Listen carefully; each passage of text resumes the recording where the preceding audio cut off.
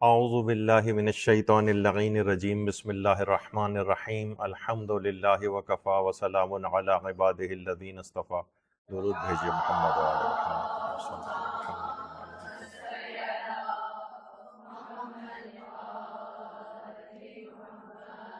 ماہ مبارک رمضان میں اپنی روحانیت کو طاقتور کیسے بنائیں کے سلسلے کا درس نمبر 2۔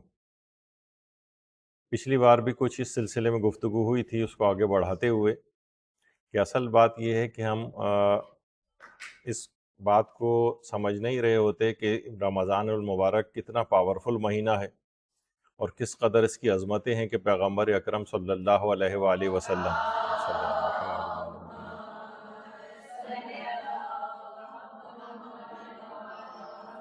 فرماتے ہیں کہ اگر بندے خدا کو معلوم ہوتا کہ رمضان کا مہینہ کیا ہے، یعنی یہ کتنی برکتوں اور رحمتوں کا حامل ہے، تو وہ چاہتا کہ پورا سال ماہ مبارک رمضان ہوتا۔ یعنی ویسے انسان تو گزرنے کی اس کی دعائیں کر رہا ہوتا ہے اور بڑا اطمینان ہو رہا ہوتا ہے کہ اچھا مہینہ اتنا گزر گیا اتنا گزر گیا۔ اس کی وجہ یہ ہے کہ ماہ مبارک رمضان کی حقیقی فضیلتوں سے آگاہ نہیں۔ دیکھیے بہت ساری چیزیں ایسی ہیں کہ انسان کو کیونکہ حقیقت کا پتہ نہیں ہوتا، جیسے دعا کے متعلق بات کہی جاتی ہے کہ اگر جب آخرت میں انسان پہنچے گا اور جو دعائیں اس کی قبول نہیں ہوئیں ان کا اجر و ثواب دیکھے گا، تو وہ وہاں پر تمنا کرے گا کہ کاش اس دنیا میں میری ایک دعا بھی قبول نہ ہوئی ہوتی۔ اس قدر عظمت اور ثواب ہے اس کا۔ مثلاً آخرت میں انسان پہنچے گا اور جب وہ مرض جو بیماریوں میں مبتلا ہوگا تو وہ دیکھے گا کہ اس قدر ثواب اس کو ملا تھا بیمار رہنے کا کہ کاش میں پوری دنیا کے اندر مسلسل بیمار ہی رہتا۔ تو یہ کیونکہ اتنی زبردست اس میں فضیلت موجود ہے، اتنا ثواب موجود ہے جس کا انسان کو ادراک نہیں ہوتا ہے۔ جیسے بیماری کے سلسلے میں بات ہو رہی ہے، یعنی ایک چیز اس کو ہو جاتی ہے جیسے کوئی میٹر لگ جائے جو تیز رفتاری کے ساتھ اس کے گناہوں کو مسلسل جھاڑ رہا ہو، کیونکہ جب تک انسان بیمار رہتا ہے تب تک اس کے مسلسل گناہ جھڑتے رہتے ہیں، ثواب اس کو ملتا رہتا ہے۔ مثلا بلڈ پریشر کا مرض کسی کو لگ گیا، مثلاً کوئی اور بیماری اس کو ایسی لاحق ہو گئی، تو اب کیا ہے کہ ایسا میٹر لگ گیا ہے جو مسلسل اس کے گناہوں کو ختم کر رہا ہے۔ اب یہ اس سے تنگ آتا ہے انسان اور دعائیں کرتا ہے، ظاہر ہے وہ اپنی جگہ پر صحیح ہے، لیکن بہرحال یہ کہ اس قدر اس کو فضیلت حاصل ہوتی ہے، اس قدر فائدہ ملتا ہے کہ وہ تمنا کرے گا کاش میں ساری زندگی بیمار رہتا، کاش میری اس دنیا میں کوئی دعا قبول نہ ہوتی، کاش یہ جو ایک مہینے میں پریشان ہو رہا تھا ماہ مبارک رمضان سے، یہ میں پورا سال یہ ماہ مبارک رمضان مجھے ملتا۔ تو یہ اس کی فضیلت ہے بہت زیادہ۔ تو انسان کو واقعتاً ادراک نہیں ہوتا اس کا، اور اس وجہ سے وہ اس کے جلد گزرنے کی دعائیں مانگ رہا ہوتا ہے۔ تو یہی جو حدیث ہے پیغمبر اکرم کی ہمارے برادران اہل سنت کے ہاں بھی ہے کہ اگر بندوں کو معلوم ہوتا کہ رمضان کیا ہے تو میری امت تمنا کرتی کہ کاش پورا سال ماہ مبارک رمضان ہوتا۔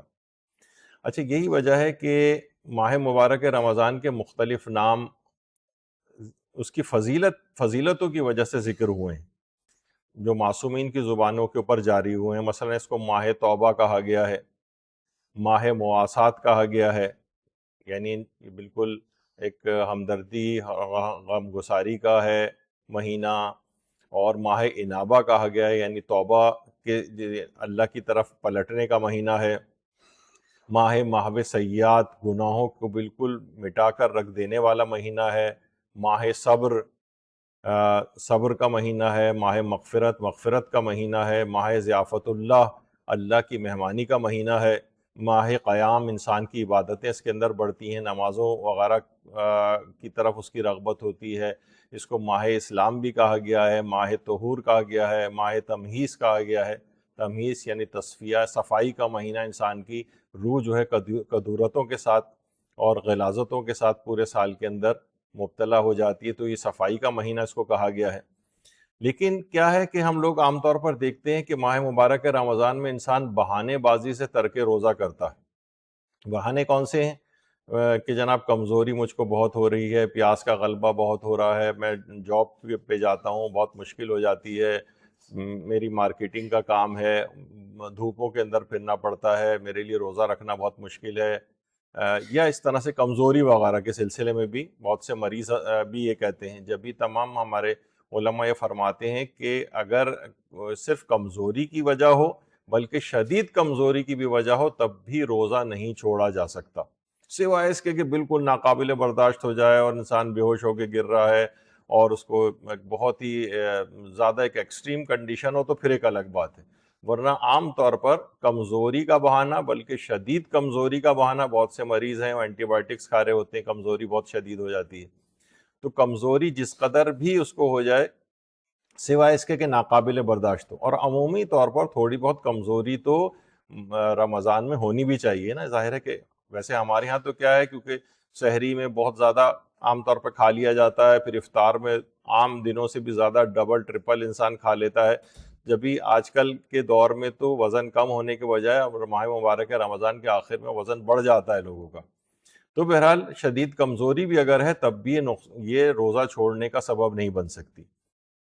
اچھا، اب جو ہماری گفتگو چل رہی تھی ماہ مبارک رمضان میں اپنی روحانیت کو طاقتور کیسے بنائیں، تو اس کے اندر ایک اور ہے جو بہت اہم ہے جس کی طرف لوگ توجہ نہیں دیتے ہیں، اور وہ یہ ہے کہ انسان اپنے مال کو بھی خرچ کرے روحانیت کو پیدا کرنے کے لیے. اس میں بہت ساری چیزیں ہم آج بھی بیان کریں گے. اچھا، اس سے مال خرچ کرنے سے مراد یہ نہیں کہ انسان بہت لکھ پتی، کروڑ پتی اور ارب پتی ہو تو اس کو مال خرچ، جس کی بھی جتنی حیثیت ہے اس کے مطابق جتنا بھی وہ مال خرچ کر سکے. ابھی ہم اس کے آگے چل کر کچھ مثالیں دیں گے، کیونکہ بہرحال پیغمبر اکرم صلی اللہ علیہ وآلہ وسلم فرماتے ہیں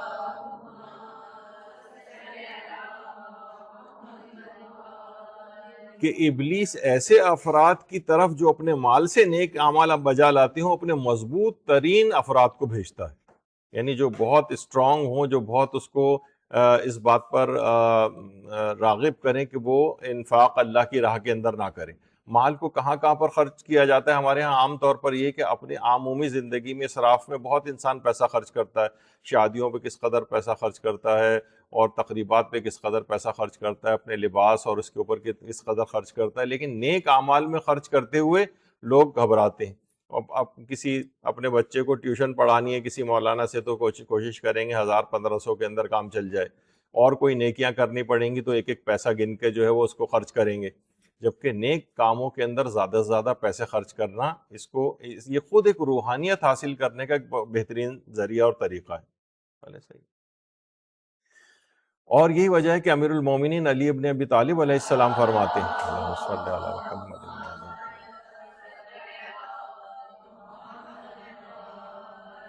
کہ بڑے بڑے گناہوں کا کفارہ یہ ہے کہ ستم رسیدہ کی فریاد رسی کرے اور غمزدہ انسان کے غم کو دور کرے. یہ بڑے بڑے گناہوں کا کفارہ ہے. لوگ عام طور پر اس طرف توجہ نہیں کر رہے ہوتے ہیں، اور حتیٰ کہ جو کھانا کھلانے کا جو اس میں کافی آتا بھی ہے اس مہینے میں. ہمارے چھٹے امام جعفر صادق علیہ السلام فرماتے ہیں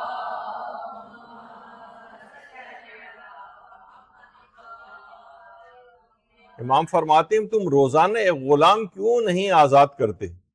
تو راوی نے کہا کہ میری مالی حیثیت اتنے نہیں ہے. فرمایا روزانہ ایک مسلمان کو کھانا کھلا دیا کرو. میں نے عرض کیا پیسے والے آدمی کو یا محتاج کو؟ تو امام نے فرمایا خوشحال تو کھانا کھا سکتا ہے. اصلاً یہ جو ہے کھانا کھلانے کا، ٹھیک ہے کہ مالدار افراد کو بھی کھلایا جا سکتا ہے، اپنے رشتہ داروں کو بھی کھلایا جا سکتا ہے. عام طور پر لوگ کیا کرتے ہیں، اپنے انہی مالدار رشتہ داروں ہی کی بار بار دعوتیں کر رہے ہوتے ہیں. جبکہ اصلاً یہ جو زیادہ ثواب اور فضیلت والی چیز ہے وہ ہے غریبوں کو کھانا کھلانا، جو واقعتاً پورے مہینے گوشت نہیں کھا سکتے ہیں. انسان کو تلاش کرنا چاہیے. ظاہر ہے متومل یا مالدار آدمی ہے تو اس کے اطراف بھی اور رشتہ دار بھی عموماً اس کے مالدار وغیرہ ہوتے ہیں، تو وہ اتنی ان کی طرف نگاہ نہیں ہوتی. وہ ایک دوسرے کو، ایک کروڑ پتی دوسرے کروڑ پتی کی دعوت کر رہا ہوتا ہے. وہ سب کھائے ہوئے جن کو ڈائٹنگ کی ضرورت ہے وہ سارے جو ہے وہ وہاں پر کھانا کھانے کے لیے اس کے پاس آئے ہوئے ہوتے ہیں. تو امام نے فرمایا خوشحال تو کھانا کھا سکتا ہے، ٹھیک ہے، اس کو بھی منع نہیں کیا ہے کہ نہ کھلایا جائے، لیکن بہرحال غریبوں کو کھانا کھلانا. کتنے غریب ایسے ہیں، آپ ایسے علاقوں کے اندر جائیں جو بیچارے بہت پریشان ہیں، اس کے مقابلے میں بالکل پر تعیش جو افطار پارٹیاں ہمارے یہاں ہوتی ہیں، لوگ تو اپنے طور پر کرنے کی کوشش کرتے ہیں لیکن غریبوں کا خیال اس لحاظ سے نہیں رکھا جا رہا ہوتا. تو اس قدر ثواب اور فائدہ ہے. چھٹے امام فرماتے ہیں کہ جو مومن کو پیٹ بھر کے کھانا کھلائے اس کے ثواب کو آخرت میں آخرت کو مخلوق میں کوئی نہیں جان سکتا، ثواب آخرت کو، رب العالمین اللہ کے سوا، نہ اس کا علم ملک مقرب کو ہے، نہ کسی نبی مرسل کو ہے۔ پھر فرمایا اسباب مغفرت میں سے بھوکے مسلمان کو کھانا کھلانا ہے، اور پھر امام نے وہ او اطعام فی یوم ذی مسغبہ یتیما ذا مقربہ اور مسکینا ذا متربہ والی آیت پڑھی۔ تو یعنی اس قدر فرمایا کہ جو پیٹ بھر کے کسی کو کھانا کھلائے اس کے ثواب کو کوئی اللہ کے علاوہ کوئی جان ہی نہیں سکتا۔ اور حضرت ابراہیم علیہ السلام نے بھی ایک دفعہ روایت میں ہے کہ اللہ سے عرض کی کہ پالنے والے، جو شخص کسی بھوکے کو روٹی کھلائے اس کی جزا کیا ہے؟ اللہ نے فرمایا اگرچہ اس کے گناہ زمین و آسمان کو بھر دیں پھر بھی میں اس کو بخش دوں گا۔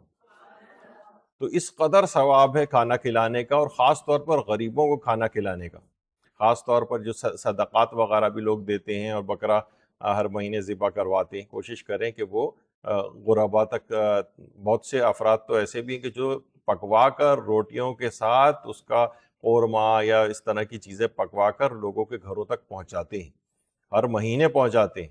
تو یہ والی چیزیں بھی ان لوگوں سے بہرحال سیکھنی چاہیے۔ جب بھی ہمیں خاندان اہل بیت میں بھی ملتا ہے کہ امام زین العابدین علیہ السلام سے منقول ہے، اللہم صلی علی محمد وعلی محمد۔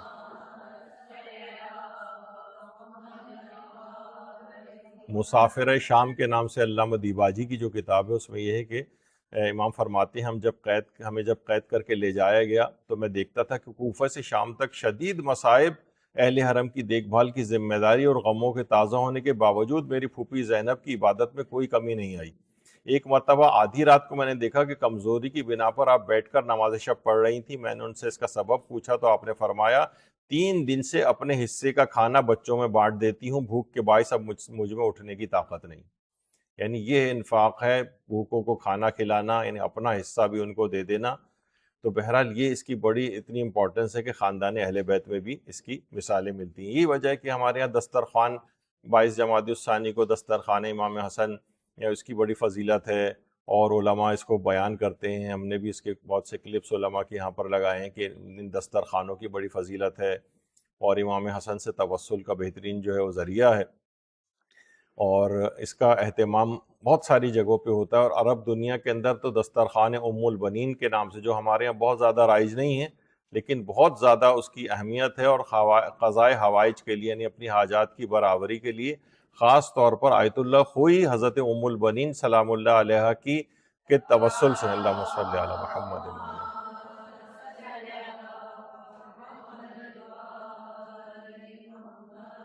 ان سے توسل کے بھی بہت زیادہ قائل تھے، اور ان کے لحاظ سے اور دسترخوان وغیرہ کرنے کے بھی بہت قائل تھے۔ ایک دفعہ علامہ طالب جوہری، خدا ان کی مغفرت فرمائے اور درجات کو بلند فرمائے، کسی عالم نے ایک دفعہ ان سے یہ پوچھا تھا کہ ویسے تو ہر امام کا دسترخوان ہی لوگوں کے لیے بچھا رہتا تھا، تو آخر دسترخوان امام حسن کو اس قدر مقبولیت کیسے حاصل ہوئی؟ ایک ہوتا ہے نا سوال کہ انہی کے نام سے دسترخوان، جبکہ ہمارے سارے ائمہ کا یہی طریقہ کار تھا۔ تو علامہ طالب جوہری صاحب قبلہ نے فرمایا کہ اصل میں اس زمانے میں بھوک کے باعث صحابہ اور جو محدثین تھے جن کے پاس رسول اللہ کی احادیث موجود تھیں، وہ سب بھوک کی وجہ سے مدینہ چھوڑ کر جا رہے تھے۔ تو امام حسن نے ان کے کھانے کا انتظام کیا، اور روزانہ کی بنیاد پر اس طرح سے دسترخوان کا انعقاد وہاں پر ہوتا تھا کہ تاکہ وہ لوگ چھوڑ کر نہ جائیں، اس طرح سے حدیثوں کو پریزرو کیا جا سکے۔ ورنہ اگر سارے محدثین اگر مدینہ چھوڑ کر چلے جاتے تو رسول اللہ کی حدیثیں یعنی بکھر جاتی ہیں، اور ادھر ادھر پہنچنا، اس کا کمپائل کرنا دوبارہ بہت مشکل ہوتا۔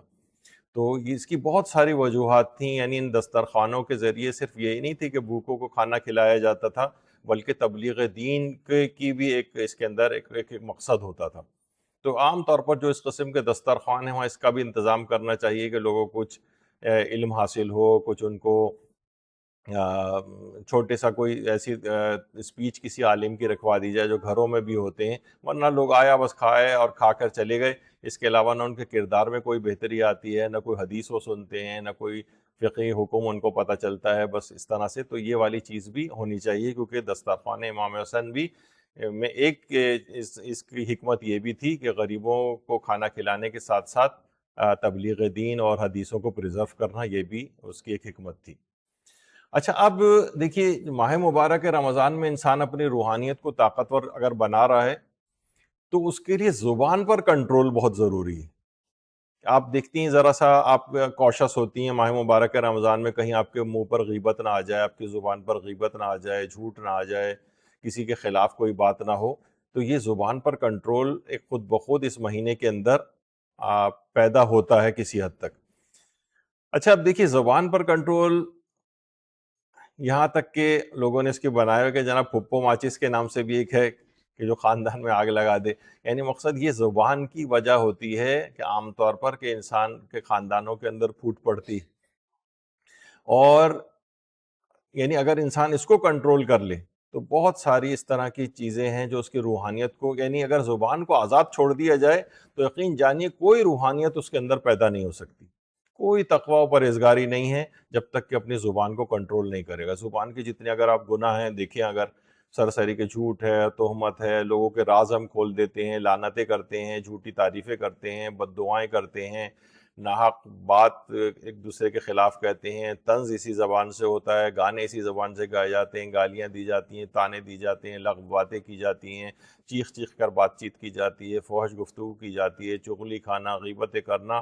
یہ تو ایک سرسری سا ایک ہے. کتنے گناہ اس زبان سے ہو رہے ہیں.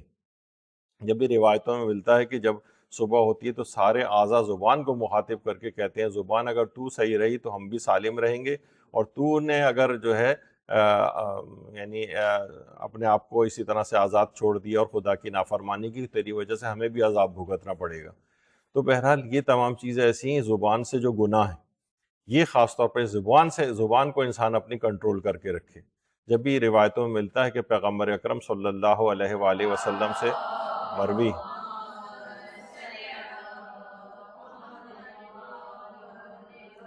تحف العقول کے اندر بھی ہے کہ روزے دار چاہے بستر پر ہوا ہی کیوں نہ ہو عبادت کی حالت میں, جب تک کہ وہ کسی کی غیبت نہ کرے. یعنی اگر اس نے غیبت کی تو بس یہ سمجھیے کہ اس کا روزے کا ثواب جو ہے غارت کر کے رکھ دے گی. اب یہ غیبت اور چغل خوری سے پرہیز کرو, کیونکہ غیبت روزے کو باطل یعنی اس کے ثواب کو کم اور اس کے فوائد کو کم کر دیتی ہے, اور چغل خوری قبر کے عذاب کا بھی باعث ہے. تو بہرحال یہ زبان کی وجہ سے یہ جو روحانیت آپ کے اندر جو رمضان اور روزہ پیدا کر رہا تھا, یہ زبان اس کا بالکل اس کو ختم کر کے رکھ دیتی ہے اس روحانیت کو. تو جب تک زبان کو کنٹرول نہ کیا جائے, دیکھیے زبان میں کنٹرول, شوہر بیویوں کے اوپر بہت غصہ کر رہے ہوتے ہیں, انہیں برا بھلا پوری ساری زندگی کہہ رہے ہوتے ہیں, جبکہ یہی بیوی جو ہے یہ وفاداری ان سے نبھا رہی ہوتی ہے. انہی افراد کے پاس یعنی اس قدر تیمارداری وہ لوگ بیمار ہو جائیں, تو یہ گھروں کے اندر یہ جو چیخم پکار اور ایک دوسرے کے خلاف زبان بری استعمال کرنا, یعنی وہی زبان کا کنٹرول اگر کھو دیا جائے تو یہ تمام چیزیں یعنی انسان کو ایک دوسرے کی اس کا احساس کرنا چاہیے کہ بیویاں عام طور پر زیادہ دیکھا جاتا ہے کہ شوہروں کا خیال کرتی ہیں. مثلا اس کا اگر الٹا کر لیں, بیوی اس طریقے سے معذور ہو جائے اور بالکل تو فوراً کچھ ہی مہینے بعد شوہروں کو دوسری شادی کا جو ہے وہ دماغ میں آنے لگتا ہے مسئلہ, لیکن بیویاں ان کو وہ اسی طریقے سے ساری زندگی حتیٰ کہ جو پیرالائز تک ہوتے ہیں واقعتاً ان کی اس خدمت کرتے ہوئے پوری اس طرح سے زندگی گزارتی ہیں. تو بہرحال یہ انسان کو سوچنا چاہیے گھروں میں اس طرح اگر اب زبان کو کھلا چھوڑ دیا جائے تو اس جگہ پھر روحانیت کا کوئی تصور نہیں ہے, اس گھر کے اندر تقوی و پرہیزگاری کا کوئی تصور نہیں. ایک کتاب ہے سید مجتبیٰ بحرینی کی, بہت ہی دیکھیے بعض اوقات کتابیں بھی واقعی کیسے کیسے عناوین کے اوپر لکھی جاتی ہیں. ما سمعت ممن رأیت, کہ جو کچھ میں نے سنا اور جیسا میں نے دیکھا. یہ فرماتے ہیں کہ مجتبیٰ بحرینی کی انہوں نے 35 سال بڑے بڑے علماء اور فقہا کے ساتھ گزارے ہیں, تو جو کچھ ان سے سنا اور جو کچھ ان کی طور طریقوں کے اندر دیکھا وہ انہوں نے نقل کیا اور 2 والیوم کے اندر ہی کتاب لکھی. عربی زبان میں ہے, اردو میں نہیں ہے, لیکن بہرحال بہت ہی بہترین کتاب ہے. تو اس میں انہوں نے ایک واقعہ لکھا. آیت اللہ وحید خراسانی فرماتے ہیں کہ جس وقت آیت اللہ خوئی کہتے ہیں کہ جب آیت اللہ خوئی کی زوجہ کا انتقال ہوا تو میں تعزیت کے لیے آیت اللہ خوئی کے پاس گیا. یعنی آیت اللہ وحید خراسانی فرماتے ہیں کہ میں آیت اللہ خوئی کے پاس گیا تو آیت اللہ خوئی نے ان کو دیکھ کر, بہت غمگین بیٹھے ہوئے تھے, ان کو دیکھ کر اپنی بیوی کے متعلق انہوں نے بتانا شروع کیا. کہا کہ اس قدر میری بیوی نے میری خدمت کی ہے اور اس قدر دین کے سلسلے میں میری معاون اور مددگار ہوئی ہے کہ اس کی کوئی حد اور انتہا نہیں۔ فرماتے ہیں کہ جس وقت میری شادی نہیں ہوئی تھی تو ایک بزرگ نے مجھ سے کہا، یہ آیت اللہ خوئی کی جوانی کی تصویر ہے، کہا کہ میں چاہتا ہوں کہ اپنی بیٹی کی شادی تم سے کروں، تو اگر تم تیار ہو۔ تو انہوں نے کہا میں چاہتا ہوں کہ اپنی ماں سے مشورہ لوں۔ آیت اللہ خوئی ویسے کیونکہ ایرانی تھے تو والدہ ان کی ایران میں رہتی تھیں، ان کو خط لکھ کر کہا کہ اس طرح سے ایک رشتہ آیا ہے۔ تو ان کی والدہ نے بھی کہا کہ اگر وہ لڑکی جو ہے دیندار ہے تو میری طرف سے کوئی پابندی نہیں، تو مجھ سے شادی کر سکتے ہو۔ بہرحال انہوں نے ہاں کیا۔ وہیں پہ موجود 4-5 افراد تھے، وہیں پر نکاح پڑا گیا آیت اللہ خوئی کا، اور روٹیاں اور چند کھجوریں جو ہیں وہ حاضرین میں تقسیم ہوئی۔ تو بہرحال جیسے کہ آج کل ہم دیکھتے ہیں کہ جناب وہ لاکھوں کروڑوں کی شادیوں تک بات پہنچ گئی ہے، تو دیکھیں گے بابرکت شادیاں ہوتی ہیں۔ آیت اللہ کوئی فرماتے ہیں کہ میں بہت ہی زیادہ غریب تھا، اور یہاں تک کہ شادی کے اگلے دن میرے پاس کھانے کے لیے بھی کوئی، میں پریشان تھا کہ کھانے کا انتظام کہاں سے کروں۔ تو میری زوجہ نے مجھ سے کہا کہ آپ بالکل کوئی فکر نہ کریں، اور آپ اطمینان کے ساتھ تعلیم حاصل کرنے جائیں، درس و تدریس کے لیے جائیں۔ آیت اللہ کوئی متفکر تھے لیکن چلے گئے، جب واپس آئے تو دیکھا کہ گھر میں آب گوشت پکا ہوا ہے، یعنی جس طرح ہم گوشت وغیرہ کا جو سالن ہے۔ تو بڑے حیران ہوئے کہ ایسا کیسے ہوا۔ تو انہوں نے، ان کی زوجہ نے کہا کہ گھر میں ایک ٹوٹا ہوا ایک برتن موجود تھا، میں نے اس کو فروخت کر کے اور آج کے کھانے کا انتظام کیا۔ اب گھر کی چیزیں آپ بھول جائیے، یعنی آپ گھر کی سب ذمہ داریاں میری ہیں، آپ صرف اور صرف مکمل توجہ اپنی پڑھائی لکھائی کے اوپر رکھیں، اور میں یہ سارے انتظامات کر لیا کروں گی۔ آیت اللہ کوئی فرماتے ہیں کہ اس کے بعد بہرحال اتنی کوئی گھر میں کوئی جھگڑا نہیں، کوئی لڑائی نہیں، کسی طرح کی کوئی پریشانی نہیں، اور یہاں تک کہ آیت اللہ کوئی جیسا عظیم الشان مرجع ایک ملا تاریخ میں کہ آیت اللہ صادق روحانی فرماتے تھے کہ غیبت کبریٰ سے لے کر اور آج موجودہ زمانے تک میری نگاہ میں آیت اللہ خوئی سے بڑھ کر کوئی عالم نہیں گزرا ہے۔ یہ سب چیزیں کیوں ہو رہی تھیں؟ گھر کا ماحول بہت اچھا تھا، زبانوں کے اوپر کنٹرول تھا، اور کوئی لڑائی جھگڑا کچھ نہیں۔ یہ وجہ ہے کہ آیت اللہ فاطمیہ کا ایک دفعہ میں نے پچھلے درسوں میں تذکرہ کیا تھا، فرماتے ہیں کہ جس وقت گھروں میں یہ زبان کنٹرول میں نہیں ہوتی اور لڑائی جھگڑے ہوتے ہیں تو فرشتے وہاں سے سب اپنا بوریا بستر سمیٹ کر چلے جاتے ہیں، اور شیاطین وہاں کر ڈیرے جما لیتے ہیں۔ تو جب شیاطین کا ڈیرا ہوگا وہاں پر تو نہ کوئی تقوی و پرہیزگاری کی بات ہوگی، نہ کوئی روحانیت کی بات ہوگی۔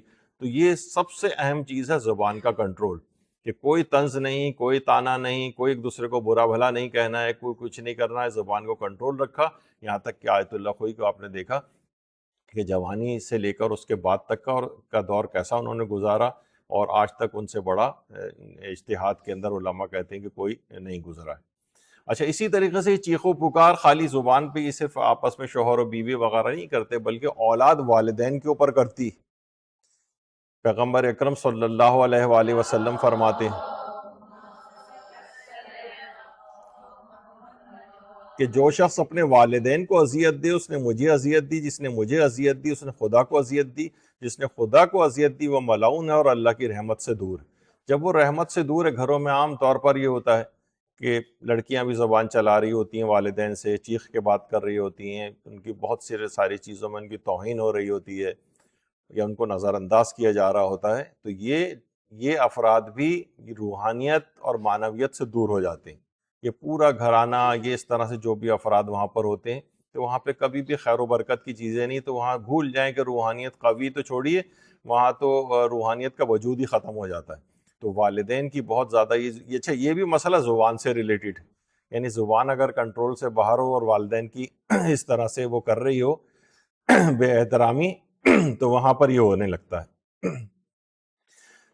اسی طریقے سے غصے پر کنٹرول، غصہ بھی انسان بہت زیادہ کر رہا ہوتا ہے۔ غصہ دیکھیے، کہا جاتا ہے، بڑی اچھی مثال دی جاتی ہے کہ انسان کو چاہیے کہ اپنے غصے کو کنٹرول کرے۔ کس طرح سے کنٹرول کرے؟ جس طریقے سے یہ آپ کا پریشر کوکر کرتا ہے۔ پریشر کوکر کیا کرتا ہے؟ نیچے اس کی آگ جل رہی ہوتی ہے لیکن اوپر سے سیٹیاں بجا رہا ہوتا ہے۔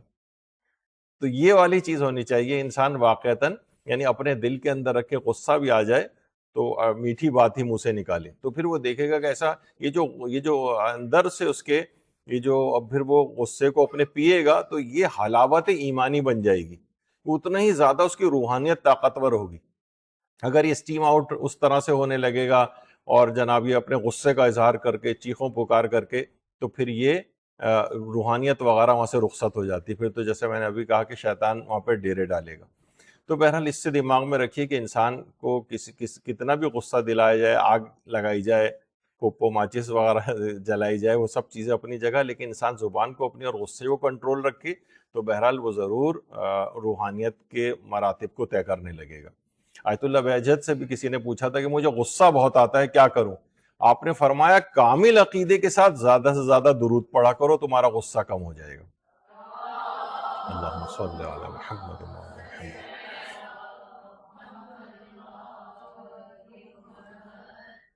غصے پر قابو پانے کے طریقوں پر ہمارے ایک تفصیلی درس یہاں پر ہو چکا ہے، جس میں ایک ایک کر کے بہت سارے جو ہے اس میں شرعی طریقے، اس میں ایک طریقہ جو سب سے آسان ہے کہ جب بھی غصہ پیدا ہو انسان جو ہے فوراً درود کی تلاوت شروع کرے تو فوراً وہ غصہ اس کا غائب ہونے لگے گا، کیونکہ ایک دفعہ بھی غصہ آ جائے تو یہ ظاہر ہے پھر زبان بے قابو ہو جاتی ہے، برا بھلا کہتی ہے، گالیاں بھی دیتے ہیں ایک دوسرے کو اور برا بھلا کہتے ہیں، تو یہ روحانیت اس کی ختم ہونے لگتی ہے۔ روحانیت کو قوی کرنے کے لیے ضروری ہے کہ انسان اپنا کنٹرول میں رکھے۔ دوسری چیز ایک اور یہ گناہوں سے اپنے آپ کو بچائے۔ یہی وجہ ہے کہ رہبر معظم یہ بات ارشاد فرماتے ہیں کہ میری پہلی نصیحت یہ ہے کہ ترک گناہ، ترک گناہ، ترک گناہ۔ وہ اکثر یہ بات کہتے ہیں کہ نوجوان مجھ سے اکثر روحانی بلندی حاصل کرنے کے لیے نصیحتیں مانگتے ہیں۔ میں نے عظیم شخصیات سے جو سنا ہے وہ صرف ایک لفظ ہے، ترک گناہ، گناہوں کو ترک کرو۔ دوسری نصیحت پھر یہ کہ انسان دیگر دینی فرائض بھی ادا کرے، جس میں سب سے اہم فریضہ فرماتے ہیں کہ روزانہ کی واجب نمازوں کو وقت پر اور توجہ اور خشوع و خضوع سے ادا کرے۔ بہتر ہے کہ اگر ممکن ہو تو باجماعت ادا کریں۔ ایسا کرنے سے آپ ایک فرشتہ بن جائیں گے، بلکہ آپ فرشتوں سے بھی بلند مقام حاصل کر لیں گے۔ تو ترک گناہ ایک ایسی چیز ہے کہ انسان ایک ایک کر کے، یعنی بعض اوقات روحانیت اور معنویت کی انسان باتیں کرتا ہے لیکن گھر میں اخلاق اچھا ہے، گناہ بھی اس سے عمومی طور پر ہو جاتے ہیں۔ آج میں چند چھوٹے چھوٹے بہت سارے گناہوں کی مثالیں دوں گا۔ یعنی یہ دیکھیے گناہ کیا کرتے ہیں، یہ ایک سالک جو روحانیت اور معنویت ماہ مبارک رمضان میں بلندی حاصل کرنے کے لیے اڑنا چاہتا ہے نا اپنی جگہ سے، جیسے کوئی پرندہ، اور اس کے پروں میں اگر گوند لگا دی جائے تو وہ اڑ نہیں سکتا۔ تو بالکل یہ جو مختلف قسم کی جو غلطیاں ہمارے معاشرے کے اندر ہم لوگ کر رہے ہوتے ہیں، تو وہ ہمیں رمضان آنے کے باوجود کہ اس کے اندر یہ پرواز کا مہینہ تھا، یہ روحانی بلندی حاصل کرنے کا مہینہ تھا، لیکن وہ چھوٹی چھوٹی بہت ساری غلطیاں ہمارے پروں میں گوند کی طرح سے لگ جاتی ہیں اور ہمیں اڑنے نہیں دیتی، وہ معنویت کی دنیا میں پرواز نہیں کرنے دیتی۔ ہم ویسے کے ویسے ہی رہتے ہیں۔ ہم دیکھتے ہیں کہ جب ابھی رمضان آیا گزر گیا، کوئی خاطر خواہ تبدیلی نہیں، آپ کر کے دیکھیے گا۔ تو وہ اس کی ایک وجہ یہی ہے کہ ہم وہ ان گناہوں کو ترک نہیں کرتے جو عام طور پر، اچھا بہت سے لوگ فوراً دماغ میں وہ بڑے بڑے چند ایک گناہ لے آتے ہیں کہ بھئی یہ تو ہم نہیں کرتے۔ ابھی میں آگے چل کر بہت ساری مثالیں پیش کرنے والا ہوں۔ بہرحال حضرت لقمان بھی یہ فرماتے تھے کہ جب بھی تم سے کوئی غلطی سرزد ہو تو اس کے فوراً بعد صدقہ دے دو تاکہ تمہاری غلطی کا ازالہ ہو سکے۔ یعنی ایک کوشش یہ بھی کریں کہ آپ نے دیکھا کہ ہاں واقعی مجھ سے گناہ ہو گیا ہے، آپ صدقہ دیں۔ اس مصیبت سے بچنے کے لیے 2 4 5 10 دفعہ بھی اگر آپ نے ایسا کر لیا تو انشاءاللہ آپ دیکھیں گے اگلی دفعہ وہ گناہ آپ سے نہیں ہوگا۔ یعنی گناہوں کو ترک کرنے کے لیے یہ ہے کہ جب کبھی گناہ ہو جائے اور آپ متوجہ ہو جائیں، آپ صدقہ نکالیں، کیونکہ صدقہ نکالنے سے مصیبتیں دور ہوتی ہیں۔ یہ گناہ سے بڑھ کر کون سی مصیبت ہے، کیونکہ یہ تو عذابوں میں مبتلا کرے گی آپ کو، آخرت میں بھی دنیا کے اندر بھی پریشانیوں میں مبتلا کرے گی۔ صدقہ نکالیے۔ پھر یہ کہ پیغمبر اکرم صلی اللہ علیہ وآلہ وسلم فرماتے ہیں برائی کرنے کے بعد اچھائی کر کے برائی کو ختم کرو، اچھائی کر کے، یعنی جب کبھی گناہ ہو جائے آپ اس نیت سے میں یہ نیک عمل انجام دے رہی ہوں تاکہ اس برائی کا ازالہ ہو جائے، جبران ہو جائے، یعنی وہ کمپنسیشن ہو جائے اس کی۔ تو کیا ہے کہ برائی کرنے کے بعد آپ کوشش کریں کہ جو گناہ آپ سے ہو گیا آپ کوئی خصوصیت کے ساتھ ایک نیت کر کے کوئی نیکی کا کام انجام دیں، یہ جا کر اس برائی کا ازالہ کرے گی، آپ کی روحانیت واپس آ جائے گی جو گناہ کرنے سے کمی واقع ہوئی تھی۔ ایک اور بہت اہم ترین چیز ہے گناہوں کو چھوڑنے کے لیے، پیغمبر اکرم صلی اللہ علیہ وآلہ وسلم فرماتے ہیں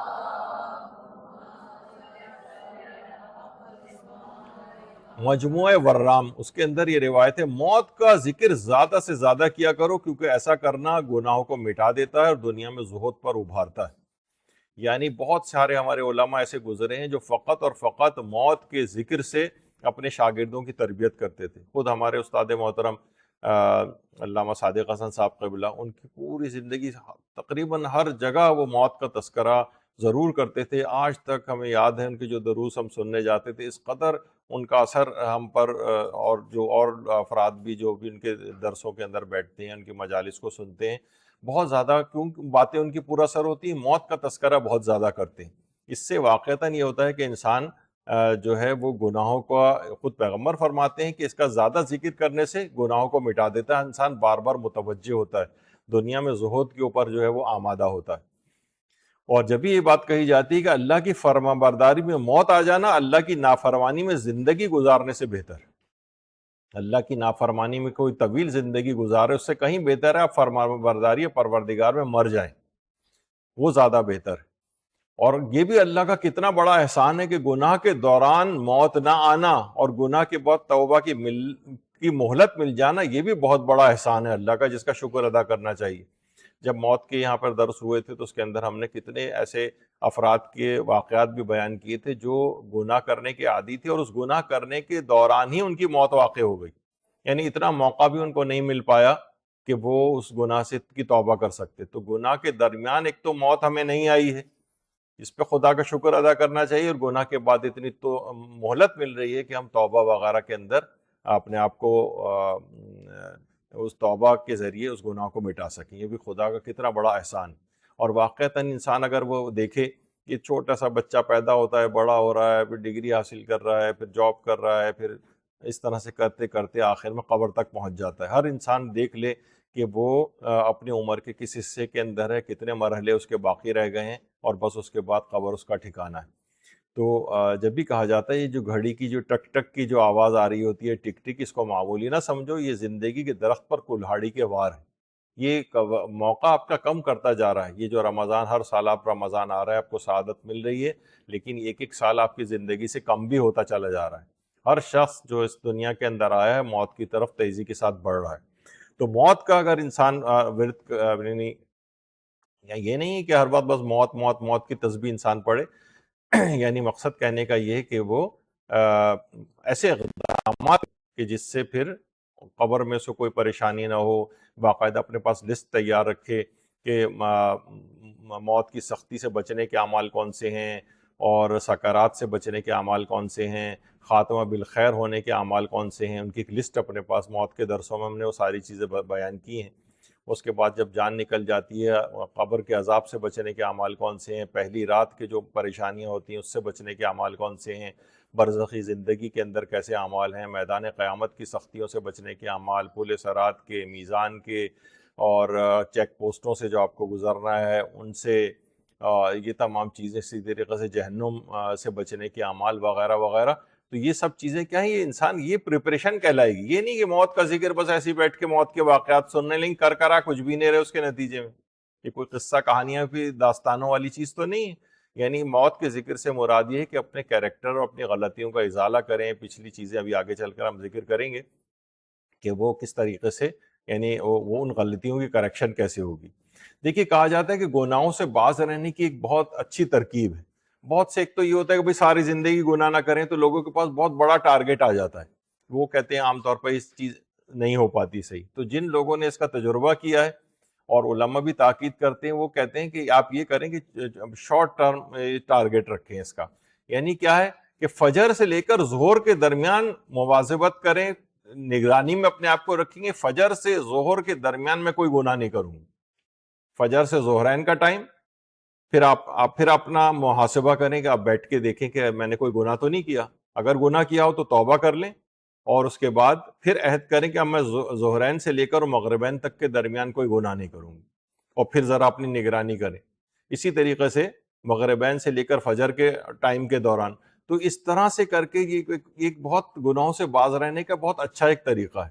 یہ تھوڑا سا اگر آپ کر کے دیکھیں تو آپ کو بہت فائدہ ہوگا. کاپی پینسل انسان لے کے بیٹھے جب بھی رات کے وقت محاسبہ کرنے کی بھی اس کے لیے بڑی تاکید ہے کہ سونے سے پہلے ایک دن بھر کی ایکٹیویٹیز کو دماغ میں لے کر آئے. تو گناہوں سے باز رہنے کی بہرحال ایک ترکیب ہے اچھی کہ ایک نماز سے دوسری نماز کے درمیان. اور یہ ایک اس کا بھی بنتا ہے کہ ہمیں کیسے پتہ چلے کہ ہم جو نمازیں پڑھنے میں قبول ہو رہی ہیں یا نہیں. تو اگر ایک نماز سے دوسری نماز کے درمیان کوئی گناہ نہیں کیا تو اس کا مطلب ہے کہ اس سے پہلے والی نماز قبول ہو گئی, اور دوسری نماز سے تیسری نماز کے درمیان کوئی گناہ نہیں کیا تو وہ نماز اس سے پچھلی والی وہ قبول ہو گئی. یہاں پر گناہ چھوڑنے کے آسان طریقوں کے اوپر بھی پچھلے سالوں میں درس ہو چکے ہیں, وہ آپ سن سکتی ہیں. اس میں بہت آسان طریقے بیان ہوئے ہیں. اس کے علاوہ ترک گناہ کے 40 طریقوں کے نام سے کتاب بھی مدرسے کی طرف سے جو ہے وہ چھپ چکی ہے, وہ بھی آپ لے کر اسے پڑھیں. تو اس کے اندر 40 طریقے جو ہے وہ بیان ہوئے ہیں.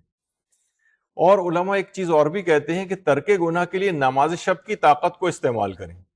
یہ حتیٰ کہ ہم نے جو یہاں پر ایک درس بھی اس موضوع پر ہوا ہے, اور آیت اللہ علی آقا قاضی نے ایک چور ڈکیت کو یہ طریقہ بتایا تھا, جو نماز شب تو کیا نماز واجب تک پڑھنے کا روادار نہیں تھا. جیسے کہا جاتا ہے نا, پروفیسر سبت جعفر شہید کہا کرتے تھے کہ فلاں مرحوم کے لیے بھی ہم ان مرحوم کے لیے بھی نماز وحشت قبر پڑھاتے ہیں جن مرحوم کو نماز پڑھنے سے وحشت ہوا کرتی تھی. تو بہت سے ایسے ہوتے ہیں جو عموماً نماز بھی نہیں پڑھ رہے ہوتے ہیں, کوئی واجب نماز ہی نہیں پڑھ رہے ہوتے, لیکن انہوں نے آیت اللہ علی آقا قاضی نے اس چور اور ڈکیت سے کہا کہ تم نماز شب کی پابندی شروع کر دو تو تمہاری توبہ قبول ہو جائے گی, تم دیکھو کیسے تمہارے گناہ خود بخود چھوٹ جائیں گے. اس نے کہا آقا میں تو جو ہے نماز واجب اپنی نہیں پڑھتا ہوں, پنجگانہ نہیں پڑھتا ہوں, تو نماز شب کا کیا پڑھوں گا. لیکن بہرحال اس نے کوشش کر کے, کیونکہ وعدہ کر لیا تھا, نماز شب شروع کی, اور اس کے بعد وہ چور اور ڈکیت بالکل تائب ہو گیا, بلکہ اس زمانے کا ایک عابد و زاہد بن گیا. یہاں تک کہ اس قدر اعلیٰ مقام پر گیا کہ لوگ اس سے آ کر دعائیں کرواتے تھے اور اس کا پانی دم کیا ہوا لے جا کر استعمال کرتے تھے. تو یہ نماز شب کی طاقت کو خاص طور پر آپ استعمال کریں. نماز شب خود ایک گناہوں سے بچنے کا ایک بہترین طریقہ ہے. آپ یہ نہ سوچیں کہ نہیں ابھی فی الحال, آپ جاری شروع تو کریں اور جاری کریں اور مسلسل کریں, پھر آپ دیکھیں گے خود بخود یہ نماز شب آپ کو گناہ چھڑوا دے گی. تو یہ بھی ایک طریقہ کار اس کا ہوتا ہے. اور خاص طور پر تنہائی میں بھی گناہ کرنے سے پرہیز کریں. امام موسیٰ کاظم علیہ السلام فرماتے ہیں بصائر الدراجات میں حدیث ہے کہ جس کا دل تنہائی اور خلوت میں خوف خدا نہ رکھے وہ ہمارے شیعوں میں ہی سے نہیں. تو بہرحال یہ ہر ایک کے ہاتھ میں جو گیجٹس آ گئے ہیں بہت سے برائیوں کی طرف انسان کو لے کر جاتے ہیں. اچھا, جو افراد سوشل میڈیا استعمال کرتے ہیں ایک بہت بڑی سورس بن گئی ہے گناہوں کی آج کل. آیت اللہ حسن زادہ عاملی نے کچھ خاص نصیحتیں کی ہیں جو سوشل میڈیا والے جو بھی افراد سوشل میڈیا کا استعمال کرتے ہیں, موبائل فونز ہیں اور مختلف جگہوں کے اوپر ان کے اکاؤنٹس بنے ہوئے ہیں وغیرہ, تو وہ یا مختلف پیجز کے اوپر ہیں, تو وہ فرماتے ہیں کہ ان کو کچھ خاص نصیحتیں کی ہیں. پہلی نصیحت تو بہرحال ایک تو یہی ہے کہ اسے چاہیے کہ جو نیند اللہ کی ایک نعمت اس کو دی ہے, اسے موبائل کی اسکرین پر انسان ضائع نہ کرے. ہم نے جو نیند کے درس لیے تھے پچھلے 3-4, اس کے اندر بھی یہ بات آئی تھی کہ جتنا اس کی اسکرین اور یہ اس کی لائٹس ہوتی ہیں وہ آپ کے میلاٹونن جو ایک ہارمون ہوتا ہے اس کو ڈسٹرب کرتی ہیں, آپ کی نیند آپ کو آنی پھر مشکل ہو جاتی ہے. ظاہر ہے اس کی لائٹس, فلیش لائٹس وغیرہ جو ہیں یہ اللہ کی ایک نعمت ہے, اس کو کیوں آپ خراب کر رہے ہیں. اور کتنے اس کے ہارمفل ایفیکٹس بھی تھے جسم پر جو ہم نے ان درسوں کے اندر جو ہے بیان کیے تھے. پہلی چیز وہ یہ فرماتے ہیں کہ آپ جو بھی سوشل میڈیا صارف ہے اپنی پروفائل, تصویر اور پیغامات کو باوقار رکھیں.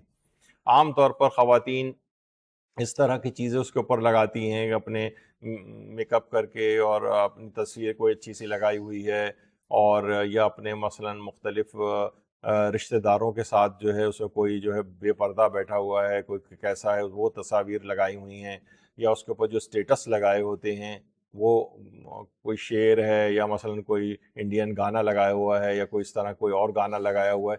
تو اس کو باوقار رکھیں آپ. یعنی اگر آپ کوئی سوشل میڈیا کو استعمال کر رہا ہے تو وہ اپنی پروفائل تصویر کو بھی اور پیغامات کو بھی باوقار رکھے. اس کے اوپر خواتین تو خاص طور پر اپنی تصاویر نہ لگائیں, اس کے اوپر بالکل فیملی تصاویر بھی نہ لگائیں. تو حتیٰ کہ میں تو خیر اور زیادہ اس میں وہ ہوں, میرا تو اپنا کوئی خیر اکاؤنٹ بھی نہیں ہے اس طرح کا.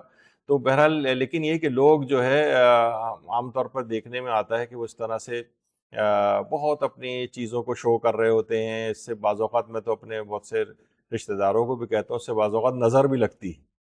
یعنی یہ اس پہ بھی ہمارا ایک درس یہاں پر ہو چکا ہے. تو ان چیزوں سے اپنے آپ کو بہت زیادہ وہ شو کرنا، اور بہت زیادہ جیسے لوگ کہتے ہیں نا کہ بھئی اللہ سے دعا کرتے ہیں کہ اللہ جتنا لوگ ہمیں مالدار سمجھتے ہیں سوشل میڈیا پہ یا فیس بک وغیرہ پر، اتنا ہی ہمیں مالدار بنا دے. تو بہرحال لوگ عام طور پر ان کے اس سے کہ جناب یہ بہت خوش و خرم زندگی گزار رہے ہیں وغیرہ. تو بہرحال اپنی پروفائل کو اس طرح سے وہ رکھے کہ اس میں کوئی ایسی تصویر نہ ہو ان کی میک اپ والی خاص طور پر، اور اس طرح سے تو باوقار میسیجز بھی ہوں اس کے اندر. کیونکہ یہ دیکھیے کہ بہرحال یہ کہ بہت ساری چیزیں ایسی ہوتی ہیں کہ اسٹیٹس پہ گانے انہوں نے لگا دیے ہیں، کوئی وہ دیگر لوگ سن رہے ہیں. اب یہ مرنے کے بعد اس کو افسوس کرے گا، کاش میں اس کو کسی طرح پیچھے جا کے ڈیلیٹ کر دوں، کاش میں نے فلاں کی غیبت نہیں کی ہوتی، اپنی میں نے تصویریں ایسی لگائی ہیں وہ نہ کی ہوتی، گانے والی کو ایسی چیزیں یا ویڈیوز وغیرہ اس کے اندر نہ ہوتی. تو بہرحال یہ انسان وہاں جا کر حسرت کرے گا. دوسرا فرماتے ہیں غیر شرعی اور حرام تصاویر سے مکمل اجتناب کریں.